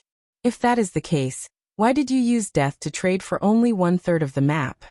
"Because I did not tell you how many maps I could trade for." The devil explained on behalf of the witch. "Do you hate the devil? Do you want to kill him together?" The young girl asked the witch. Hey. The devil pretended to be shocked. "No." The witch's answer was beyond the young girl's expectations. "No matter if it is a devil or a human, I think we should understand each other. When it comes to trading, it was my own negligence, and I was willing to do it. You can't blame the devil. Those who trade with the devil also did it on their own accord." That's right. The devil nodded. "Humans are really unreasonable. They clearly decided to trade with me, but in the end, it was me who tempted them, causing my reputation to plummet. You should know that the gods only work for a day in tens of thousands of years. Recently, they don't even work, but I am running business every day. Humans should believe in me, I am diligent. Ignoring the devil's incessant chatter, the young girl stared at the witch in a daze. A person who even the devil had to understand would never put the blame on others. Perhaps, only such a person would be able to resist the temptation of continuing to trade with the devil. Congratulations, you are the first person to ask me for a map and get it, Aona Koizumi suddenly said. What? Miki Kujo's face was full of confusion, not understanding what she was talking about. Aona Koizumi didn't explain. Perhaps you can really find the world's end. When the time comes, please tell me where it is. Wait, I still haven't gotten the map. Before Miki Kujo could finish, Aona Koizumi left. What's going on? She was the only one left, muttering to herself. Do you need me to tell you? You can trade with death like the witch. The devil whispered into her ear. Thank you, but no need. The young girl pushed the devil's handsome face away without hesitation, and continued forward. After the witch, the young girl found the second person who knew the secret, the shrine witch, even though she didn't have a map. After a conversation with the shrine witch, she also didn't get the actual map, but she found the third person who knew the secret. Finally, she came to the immortal realm, and saw a fairy in a white dress. The young girl also changed her villager clothes into a white dress. The young girl left the immortal realm, and went to the location of the first person who knew the secret, the witch, and prepared to leave a message for her. In the end, she accidentally communicated with someone, and attracted the devil's attention. The devil followed the young girl to the immortal realm. The young girl was banished by the fairy, and there was no more immortal realm for humans. She rehearsed over and over again, sculpting every detail. After finishing her practice and returning to the club classroom, Oi Ichiki leaned back exaggeratedly. I'm tired. It's 10 o'clock. Go take a shower. Aona Koizumi took out a blanket and prepared to make a bed. Shower. Wait a moment. Toru Watanabe stopped her. You're so annoying. Sensei, you go take a shower too. I'll make the bed. Toru Watanabe took the blanket from Aona Koizumi's hands. Aona Koizumi didn't insist. Sorry to trouble you. Aoi Ichiki and Toru Watanabe stayed, while the others took a change of clothes and went to the bath. I'm surprised. Rin Kiyono was carrying a basket of clothes.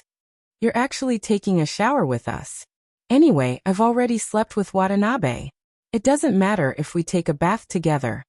Miki Kujo said indifferently. Kujo-san. Aona Koizumi said awkwardly. Miki Kujo turned around and glanced at her. You haven't slept with him yet? After all, we're teacher and student. At least until graduation. Aona Koizumi explained in a low voice. You liked him when you were 16. Why do you care so much? Forget it, that's your business. Miki Kujo looked at Mayasahi again.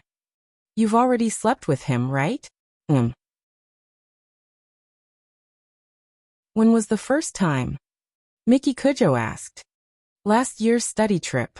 Later when we're taking a bath, tell me what happened that night. I know the beginning, but I don't know the end. Do I have to talk about this?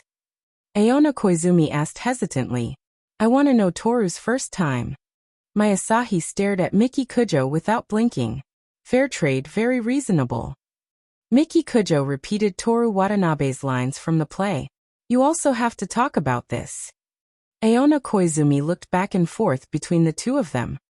If you're not interested, you don't have to listen.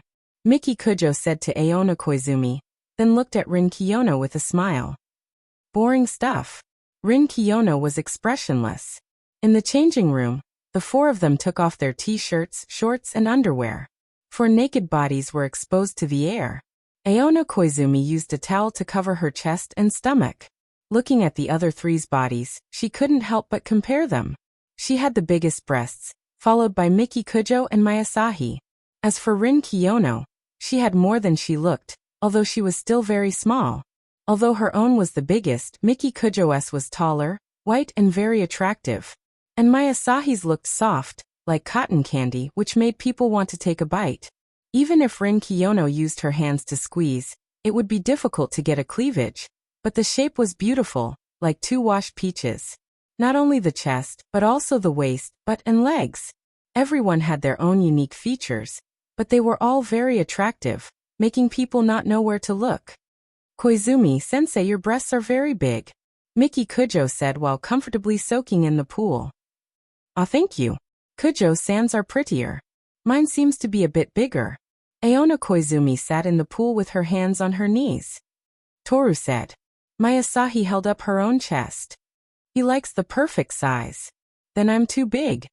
Aona Koizumi quickly asked. It's better than being small. Miki Kujo hinted at a certain someone who had his eyes closed. But it's not up to you to decide the size. There's no need to care about your body for him. This is also what Watanabe said. The three of them soaked in the pool and talked about all kinds of topics about Toru Watanabe. Mayasahi told them about the night of the study trip. The story was full of twists and turns. First, it was the murderous rejection of the confession, and then it was Mayasahi's first time. I was kneeling on the porch, and he held my left hand with his hand. It's a habit. And then, it's too specific. It's okay if you don't have to be so specific. Aona Koizumi put her mouth in the pool and blew bubbles. That's amazing training, that's amazing. She thought with a red face.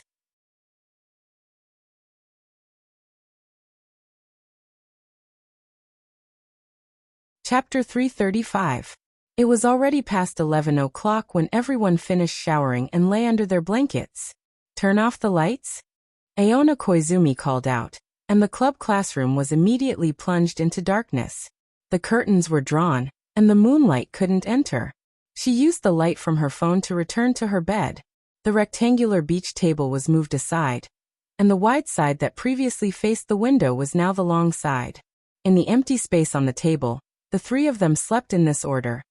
The window, Mayasahi, Aona Koizumi, Aoi Ichiki, the door. The window, Rin Kiyono, Miki Kujo, Toru Watanabe, the wall by the door. They slept in this order on Miki Kujo's low table and sofa. The low table and sofa were also moved to the side. Miki Kujo was willing to sleep with Aona Koizumi, which surprised Toru Watanabe. It was the same when they showered together. It's my first time living in a school.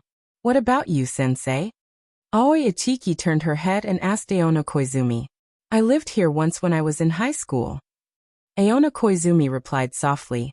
Because of the earthquake, everyone in town gathered at my high school to take refuge. When I was in junior high school, I lived in a school because of the heavy snow.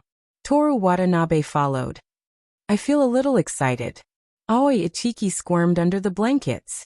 It's time to sleep. Aona Koizumi reminded her. The club classroom quieted down, and Toru Watanabe could clearly hear the different breathing sounds of the five people. Some fell asleep quickly, and some took a long time to fall asleep. Even when everyone was asleep, he was still awake. It was almost 12 o'clock, and he would usually be asleep at this time. But after this Saturday and Sunday, it would be the long-planned play, and he would try to reconcile the two during the performance. The more he imagined that day in his mind, the clearer his mind was, and he didn't feel sleepy at all. Feeling that he wouldn't be able to fall asleep for a while, Toru Watanabe quietly lifted the blanket and prepared to go to the corridor to get some fresh air. The air that night was much cleaner than during the day, or maybe it was just a psychological effect. There weren't many stars in the sky. The brightest one was an airplane's avionics, one red and one green, flashing. Toru Watanabe's arm on the corridor's rail, and he looked at the quiet and lively Shinjuku. After half a minute, he heard footsteps in the corridor of the club building. Toru Watanabe turned his head and saw a slender heads. Even in the dark, his figure was still indescribably beautiful. He didn't even need to look closely to know that it was Seino Rin. She was wearing a white t-shirt with a picture of a sleeping cat and a pair of shorts that looked like safety pants. Her two beautiful legs were exposed. Her skin was snow white, and under the moonlight, her entire body seemed to be glowing. Did I wake you up? Toru Watanabe asked. Yes and no. Rin Kiyono elegantly crossed her arms and came to his side. Together with him, they looked at the Shinjuku district at night. This is the first time I've slept in a strange place. I'm a light sleeper, A very soft sound will wake me up. I remember that you have this habit. I thought it was because you couldn't fall asleep, but it turns out that you're a light sleeper. What about you? It's the first time you've slept with so many girls that you're so close to. You're thinking about dirty things and can't sleep? Yeah, I want to crawl under your blanket, but Mickey is between us. It's a bit difficult. I woke up the moment you lifted the blanket. Is there any connection between you waking up and me crawling into your quilt? Toru Watanabe asked curiously. What happened after I crawled under your quilt? I gently lifted your quilt and saw your smooth snow-white shoulders. This isn't a joke or an exaggeration. It was as if I could really smell your fragrance. I only saw a little bit of it, but my body suddenly heated up. What about my clothes? I slightly lifted the quilt and saw your collarbone. My body temperature was even higher. It was frighteningly high. It was at least 40 degrees, or maybe only 39 degrees. After all, I haven't had a cold for a long time. Don't talk nonsense. Rin Kiyono sighed. Her voice was pleasant to the ear. It's so hot. How can I stand it? So I put down the quilt and ran out to get some wind. You really like to lie. Under the moonlight, Rin Kiyono seemed to smile sweetly. Toru Watanabe turned his face and said to her beautiful face under the moonlight, I'm not lying. I just want to say all kinds of things to you. Why? Rin Kiyono turned her face and looked at him. Toru Watanabe didn't answer immediately. He withdrew his gaze from Rin Kiyono and looked at the night sky. The plane, with its lights flashing, moved very slowly in the night. I don't think I went to see the fireworks this summer, he said. I went on a trip, Rin Kiyono answered. I want to go with you. Every year, I want to go to the festival once. I want to see you in a cool bathrobe and eat shaved ice. I want to see you in Nagoya or any other city late at night. I want to see you in a restaurant that's still open. What else? By the way, mountain climbing. Mountain climbing in summer? Last year, I climbed Mount Takao. Toru Watanabe said with a smile. This year, I also climbed a mountain. In short, Toru Watanabe turned his head and looked at Rin Kiyono. I want to continue lying to you like I did tonight. I want to say a lot of things to you. I want to do a lot of things with you. Late at night, the air was clear, and it was easy for people to speak their minds. They couldn't help but open up their hearts to the people around them, as if they were looking at the distant shining stars. Gazing at her eyes that shone like the Milky Way, Toru Watanabe said the last sentence. I like you. Rin Kiyono looked at his face for a long time. Suddenly, she lowered her head, then turned her face away and looked at the night sky like Toru Watanabe did. Although the plane in the night sky was moving very slowly, it was moving forward steadily bit by bit. No response. Toru Watanabe couldn't believe it. This is a confession of my love. You're making me sad. Watanabe. Rin Kiyono's tone was light. Toru Watanabe lowered his voice. Rin Kiyono seemed to be thinking about how to describe her feelings at this moment, but in the end, she gave up because she couldn't think of a suitable word. She changed the topic. Maybe a night like this won't happen again, but when I think about it, maybe at the end of a summer in the future, I'll be able to hear your rare honesty on a night as beautiful as today. My heart is filled with gratification and anticipation. Her voice was mixed with breath, and in the open space of the 5th floor, it sounded particularly clear. Is this a yes or no? Toru Watanabe stared at her with his dark eyes. Don't you understand a girl's heart very well? Rin Kiyono turned her head and said with a smile. Why can't you understand such a simple thing now? Yes. No. Toru Watanabe screamed softly.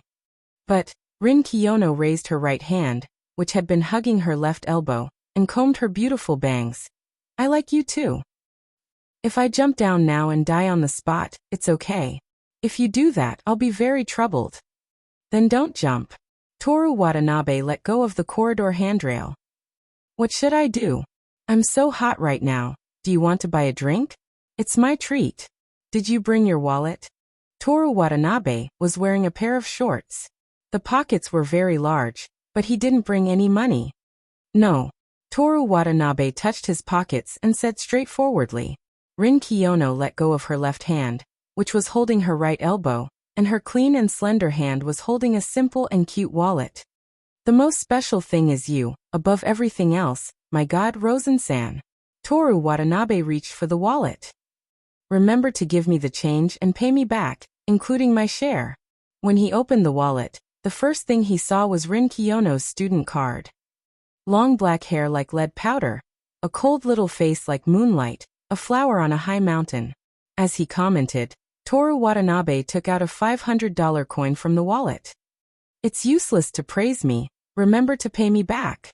You're so calculative about money?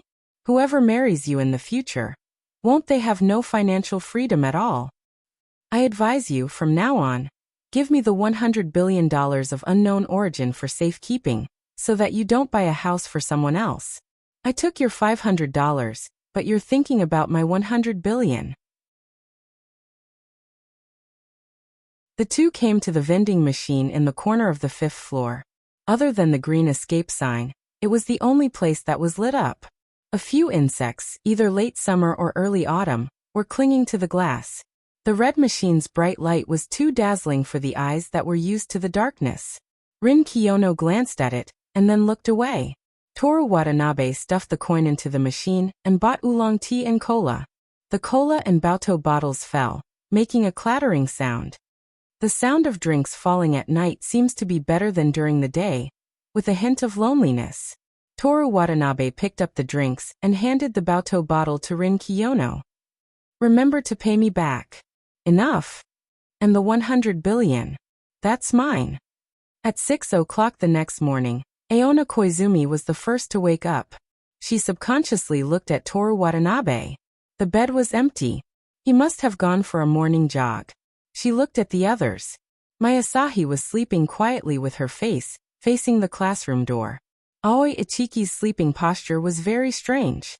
She looked like she was sunbathing, but from her expression, she was sleeping very soundly.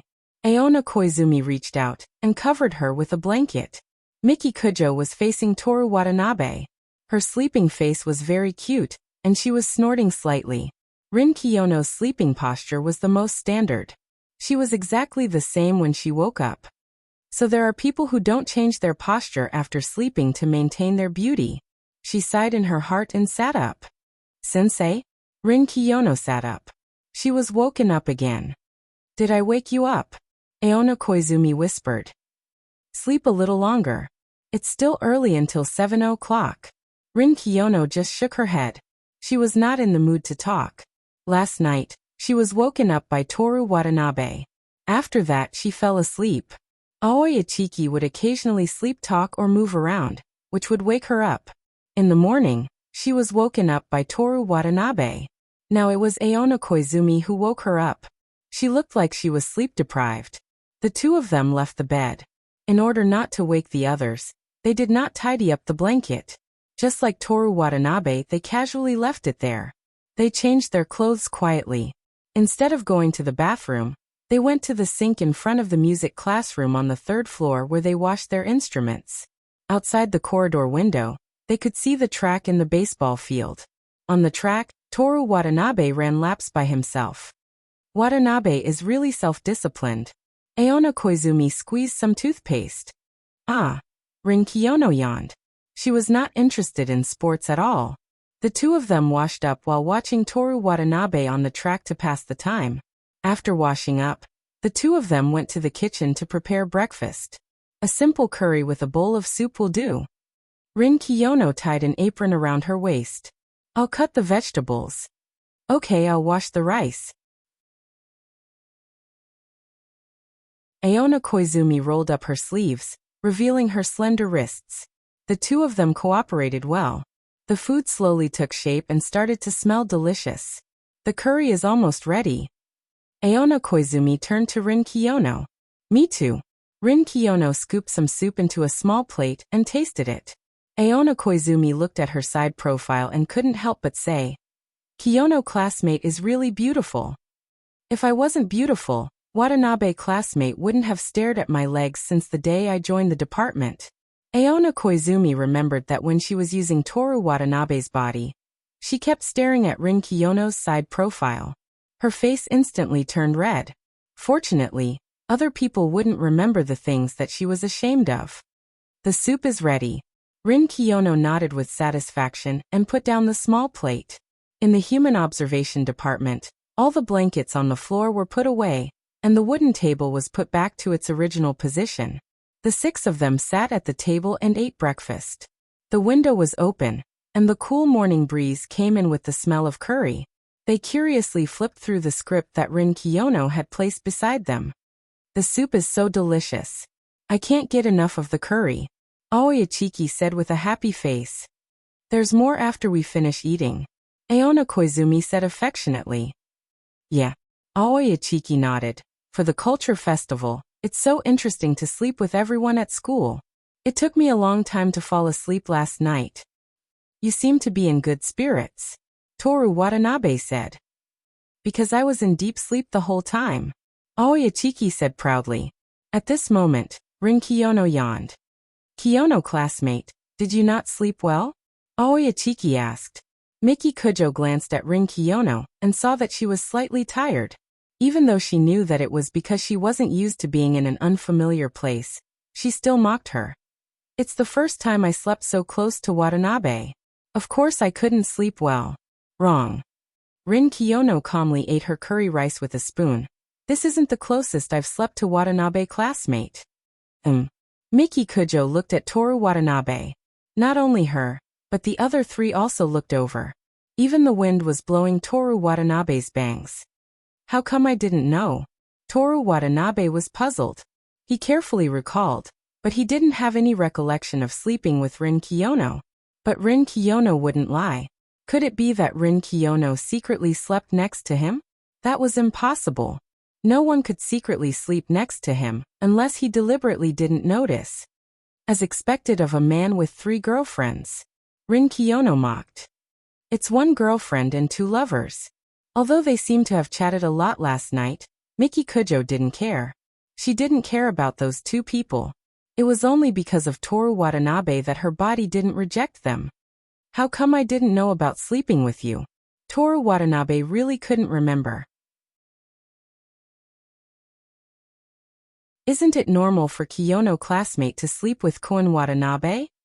When she said this, Aoyachiki thought of Mai Asahi who was beside her. Senior Mai, who was so beautiful and had such a good figure, had also slept with Watanabe. Realizing this fact, Aoyachiki felt that even her curry didn't taste good. The 4 people, including Toru Watanabe, looked at Aoyachiki, but Aoyachiki was immersed in a faint sadness and didn't notice this scene. Rin Kiyono retracted her gaze and said to Toru Watanabe, Last year during the cultural festival, on the day the typhoon ended, you came to my house and I slept next to you for the whole night. Really, dear? Miki Kujo asked Toru Watanabe with a smile. Although it's the truth, it's too easy to misunderstand what you're saying. After Toru Watanabe finished speaking to Rin Kiyono, he explained to Miki Kujo. The next day was the cultural festival, and the movie hadn't finished editing yet. We ran into each other at the convenience store, so I went to help her. In the end, she was so tired that she fell asleep. I didn't even touch her as I buried myself in the editing of the movie. Heartless man. Rin Kiyono said lightly. Miki Kujo looked at her face and asked with a smile. You seem to be in a good mood today? Yes. Rin Kiyono picked up the bowl of soup and drank a mouthful in satisfaction.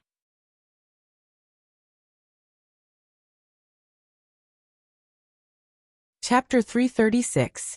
After eating breakfast, they immediately began practicing their lines. The number of people in the school gradually increased. Many students chose to make use of the weekend to set up their classrooms and clubs. The sound of the choir could be heard in the courtyard, and the sound of musical instruments never stopped. Classmate Itsuki, pay attention to your lines. It's a bit stiff here. Yes. Kujo classmate, pay attention to your tone. You are only teasing the demon because you are cheerful, not flirting with the demon. Nowadays, no matter what TV series or movies, love is the trend. What's wrong with adding a little bit of this element? Then, what is the point of girl looking for world's end? Why not stay and spend the rest of her life with the demon? It's not like she is really going to fall in love with the demon. She just needs to make the audience misunderstand and watch without blinking. This time's play does not pursue this. Change it. While everyone was arguing, mainly those two, the others would not argue with Rin Kiyono. The day passed in the blink of an eye. The completion rate is getting higher and higher. Clearly, this is everyone's first time performing a play. Aono Koizumi sighed. It's just one day of training, but the results are so different. Still, it's so tiring. Aoi Ichiki twisted her waist to stretch her body.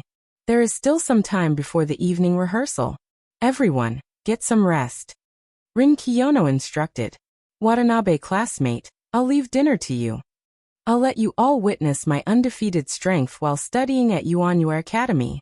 Toru Watanabe's right index finger hooked his shirt collar. You're talking nonsense again. Rin Kiyono was already used to it. Dear, although I don't know what you are talking about, your culinary skills are quite average, right? Miki Kujo helped Toru Watanabe tie back on. I really did study at Yuanyue Academy. Toru Watanabe raised his neck, allowing her to fix his collar. What is Yuanyue Academy? Aono Koizumi asked. It's a famous culinary high school. I've never heard of it. That's a rather famous high school in Tokyo. The first time I went there, I walked all the way back to the dormitory after sunset. And, Koizumi-sensei, Rin Kiyono said to Aono Koizumi, who was listening attentively, don't pay attention to him. It's probably another fictional school from some anime. Moreover, the conditions for entering the school are extremely harsh, Toru Watanabe continued. The students who can graduate from there are all future stars of the culinary world. Aono Koizumi smiled gently at Rin Kiyono, then turned to look at Toru Watanabe curiously. After these people graduate, are they going to serve Kujio classmate? Is there a young lady like Akino classmate? I don't think so. Oh, Aoi Ichiki looked at Toru Watanabe with an expression that said, after talking for so long, that's all there is to it. I already said that they are future stars and need a few more years of training. The main reason is that their levels are too high. I've even eaten a discount lunch from the supermarket. Rin Kiyono directly interrupted Toru Watanabe. Hurry up and cook. Yes, Commander. After eating the average fried rice and resting for a while, the six of them went to the gymnasium. Walking in the corridor and looking out the window, they could see that there were already many outdoor stalls set up on the long road between the school gate and the school dormitory. Cotton candy from the basketball club, octopus balls from the table tennis club, grilled sausages from the track and field club, candy apples from the baseball club. Sports clubs, should they say that it's creative, or that it's hopeless? Rehearsing in the gymnasium was completely different from rehearsing in the club classroom. Standing on the stage and looking at the vast field that could seat all the teachers and students, they couldn't help but feel nervous. If you're nervous now, once the seats are full, are you going to perform a mime? If you're afraid of speaking in front of people, how can you perform a play? Start over. Director Kiyono was as strict as ever. In addition to rehearsing the play, they also checked and practiced the props and lighting. They practiced until 10 o'clock. After taking a shower, Mayasahi put on her headphones and listened to music. Aono Koizumi prepared the lesson plan, and the other four did their homework. The pen made a sha-sha sound on the paper. Occasionally, someone would flip through a reference book, and the sha-sha sound became the loudest sound in the club classroom. After finishing their homework, the six of them ate the watermelon delivered by Miki Kujo's subordinates. It's so sweet. Aoi Ichiki couldn't help but smile as she ate. Let's buy some fireworks too. It feels like summer, Aono Koizumi said with a smile. Teacher, are you going to buy fireworks for us? Aoi Ichiki immediately asked. It's very late now. Let's do it tomorrow. Aono Koizumi thought for a while. I'll buy some for you after dinner. That's great. Senior, we can set off fireworks. Mayasahi tilted her head and asked Rin Kiyono calmly, are we still going to stay on campus tomorrow night? No need. Rin Kiyono finished a slice of watermelon and stood up to wash her hands. We're dismissed at 4. Aoi Ichiki took a bite of the watermelon in disappointment, and a faint red circle appeared around her lips. The next day, the training was as usual. The only difference from yesterday was that during lunch break, Kaori Hayami, the head of the wind department, who was also preparing for the cultural festival, suddenly came to visit. Please enjoy. Toru Watanabe placed a glass of watermelon juice beside Kaoru Hayami's hand. Thank you, Koen Watanabe. Kaoru Hayami raised the glass with both hands and took a sip. It's so refreshing, so delicious. What's the matter? Rin Kiyono sat by her window, and beside her was a script full of important points. It's like this. Kaoru Hayami put down the glass and said softly, in October, the third grade will withdraw from the blowing department. Kiyono classmate is the one who understands the strength of the blowing department the best, so I wanted to ask if you have a recommendation for a new head? Head? Toru Watanabe asked. Yes. Toru Watanabe thought of his good friend in Kyoto. Because the school did not qualify for the national competition, the third grade withdrew early. She had already taken over as the head of the blowing department, and had even sent a video to show off. He recalled the first time they met.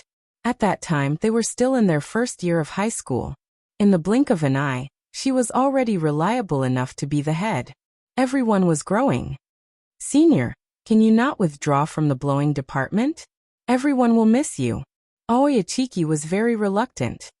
I'll miss everyone too. Kaoru Hayami sighed and said, Chaozi and I have already decided to go to Tokyo University together and participate in the blowing department with Mai senpai. Really? Aoi Ichiki looked at Mai Asahi. Yes. Mai Asahi nodded. I've decided.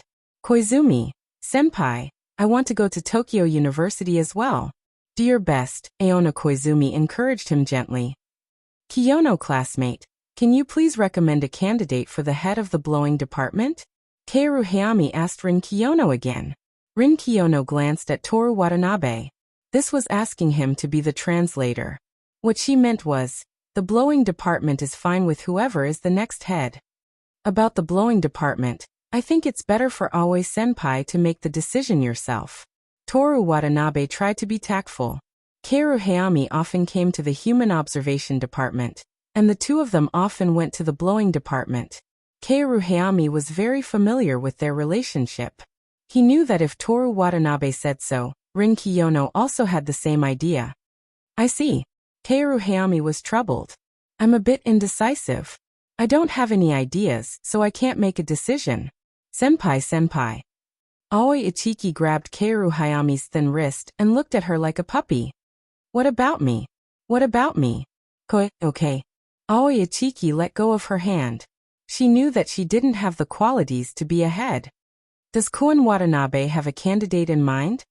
Kaoru Hayami asked Toru Watanabe. Me. Toru Watanabe was about to say no, but he suddenly remembered the scene he saw in the sewing classroom a few days ago. He changed his mind and said, what about Yoshimi Tamamo? Aoi Ichiki? Aoi Ichiki confirmed in surprise.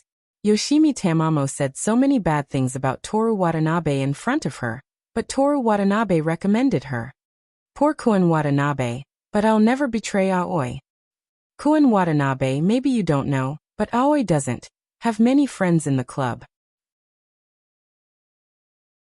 Kaoru Hayami explained awkwardly.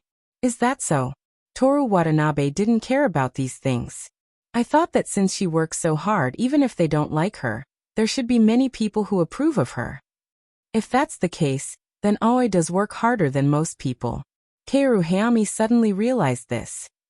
But as the head of the club, compared to playing skills, you should pay more attention to the relationships between the club members. Of course, playing is also very important. Toru Watanabe obviously understood this principle. Why did you recommend Tamamo-san? Rin Kiyono asked Toru Watanabe. I thought you didn't like people like her? This has nothing to do with whether I like her or not. I just think that letting her become the head of the club might be a good thing for her, and for the club. From a person who didn't like to work hard to a person who worked hard silently. What would she become after becoming the head of the club? Thinking about Yoshimi Tamamo's rapid improvement in playing skills, maybe she could become a person who worked hard to become a great person in the future. He used to wonder how she got into Kamigawa, but now that he thought about it, She must have worked hard for a period of time in middle school. Toru Watanabe then said to Keiru Hayami, "This is my personal opinion. It's not an official order from the Human Observation Department to the Blowing Club. Senpai Hayami, don't take it to heart." Yes. Keiru Hayami smiled bitterly. The Blowing Club was a subsidiary of the Human Observation Department. This joke was first made by Toru Watanabe. Now let alone the Wind Instrument Department. Even Seino Rin had been subtly influenced to treat the Wind Instrument Department like a subsidiary department. But it wasn't a bad thing. Many people in the Blowing Club even hoped that Rin Kiyono would directly take care of them. "I'll think about it. Thank you, Kiyono-san." "Thank you, Koen Watanabe." Keiru Hayami finished his watermelon juice and stood up. "Senpai Hayami, what about the vice head? Won't you consider me?" Aoi Ichiki walked her out. "I plan to let the new head decide who the next vice head will be." The door to the club classroom closed, and the conversation between the two suddenly became distant. It was like a third-year student leaving the club. They were still in the same school, but the distance between them suddenly became very, very far. In the blink of an eye, "It'll be our turn."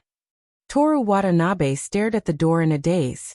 High school was coming to an end, and the Human Observation Department was about to end its short life.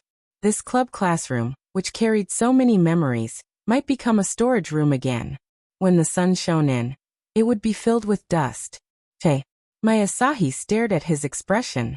Nothing. Toru Watanabe snapped out of his daze. He sat down on a chair and looked at the four girls in front of him. "I have a sudden urge to stop time. We can't go anywhere if we stay where we are." Rin Kiyono took the script and flipped through it. "That's true." Toru Watanabe nodded his head. If they stayed where they were, Rin Kiyono and Miki Kujo would never reconcile.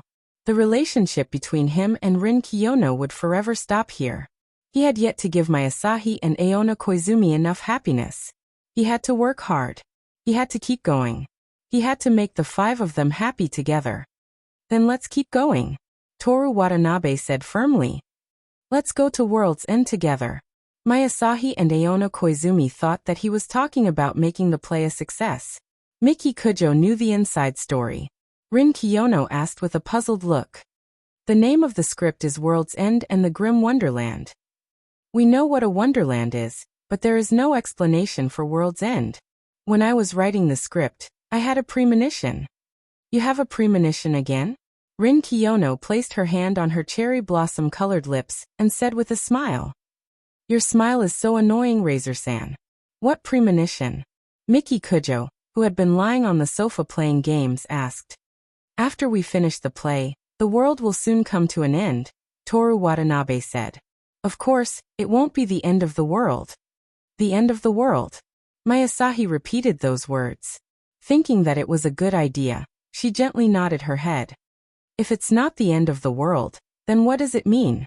Aona Koizumi asked curiously. "I don't have a premonition about that yet. I'll tell you when I know," Toru Watanabe said intimately. "You're talking nonsense again. Hurry up and do what you need to do." Rin Kiyono didn't even raise her head. "Speaking of what I want to do, from the first day of school, I have always wanted to do something." Toru Watanabe tore off the sleeves of Miki Kujo's clothes that she took off this morning, and made 5 armbands. He wrote supervisor, village girl, devil, witch and witch. "Come put it on for you." My Asahi stretched out her hand, letting him put it on for her. Aona Koizumi looked at the armband with amusement, and cooperatively put it on her arm. "Are you a child?" Rin Kiyono coldly looked at the armband, and then looked at Toru Watanabe. Men are sometimes children. They often have childish ideas, but they never get tired of it. They like to bully the people they like. Recently, I heard someone say this sentence. Rin Kiyono looked at Toru Watanabe and suddenly laughed. Her cheerful smiling face was as clean and fresh as the snow on top of the mountain.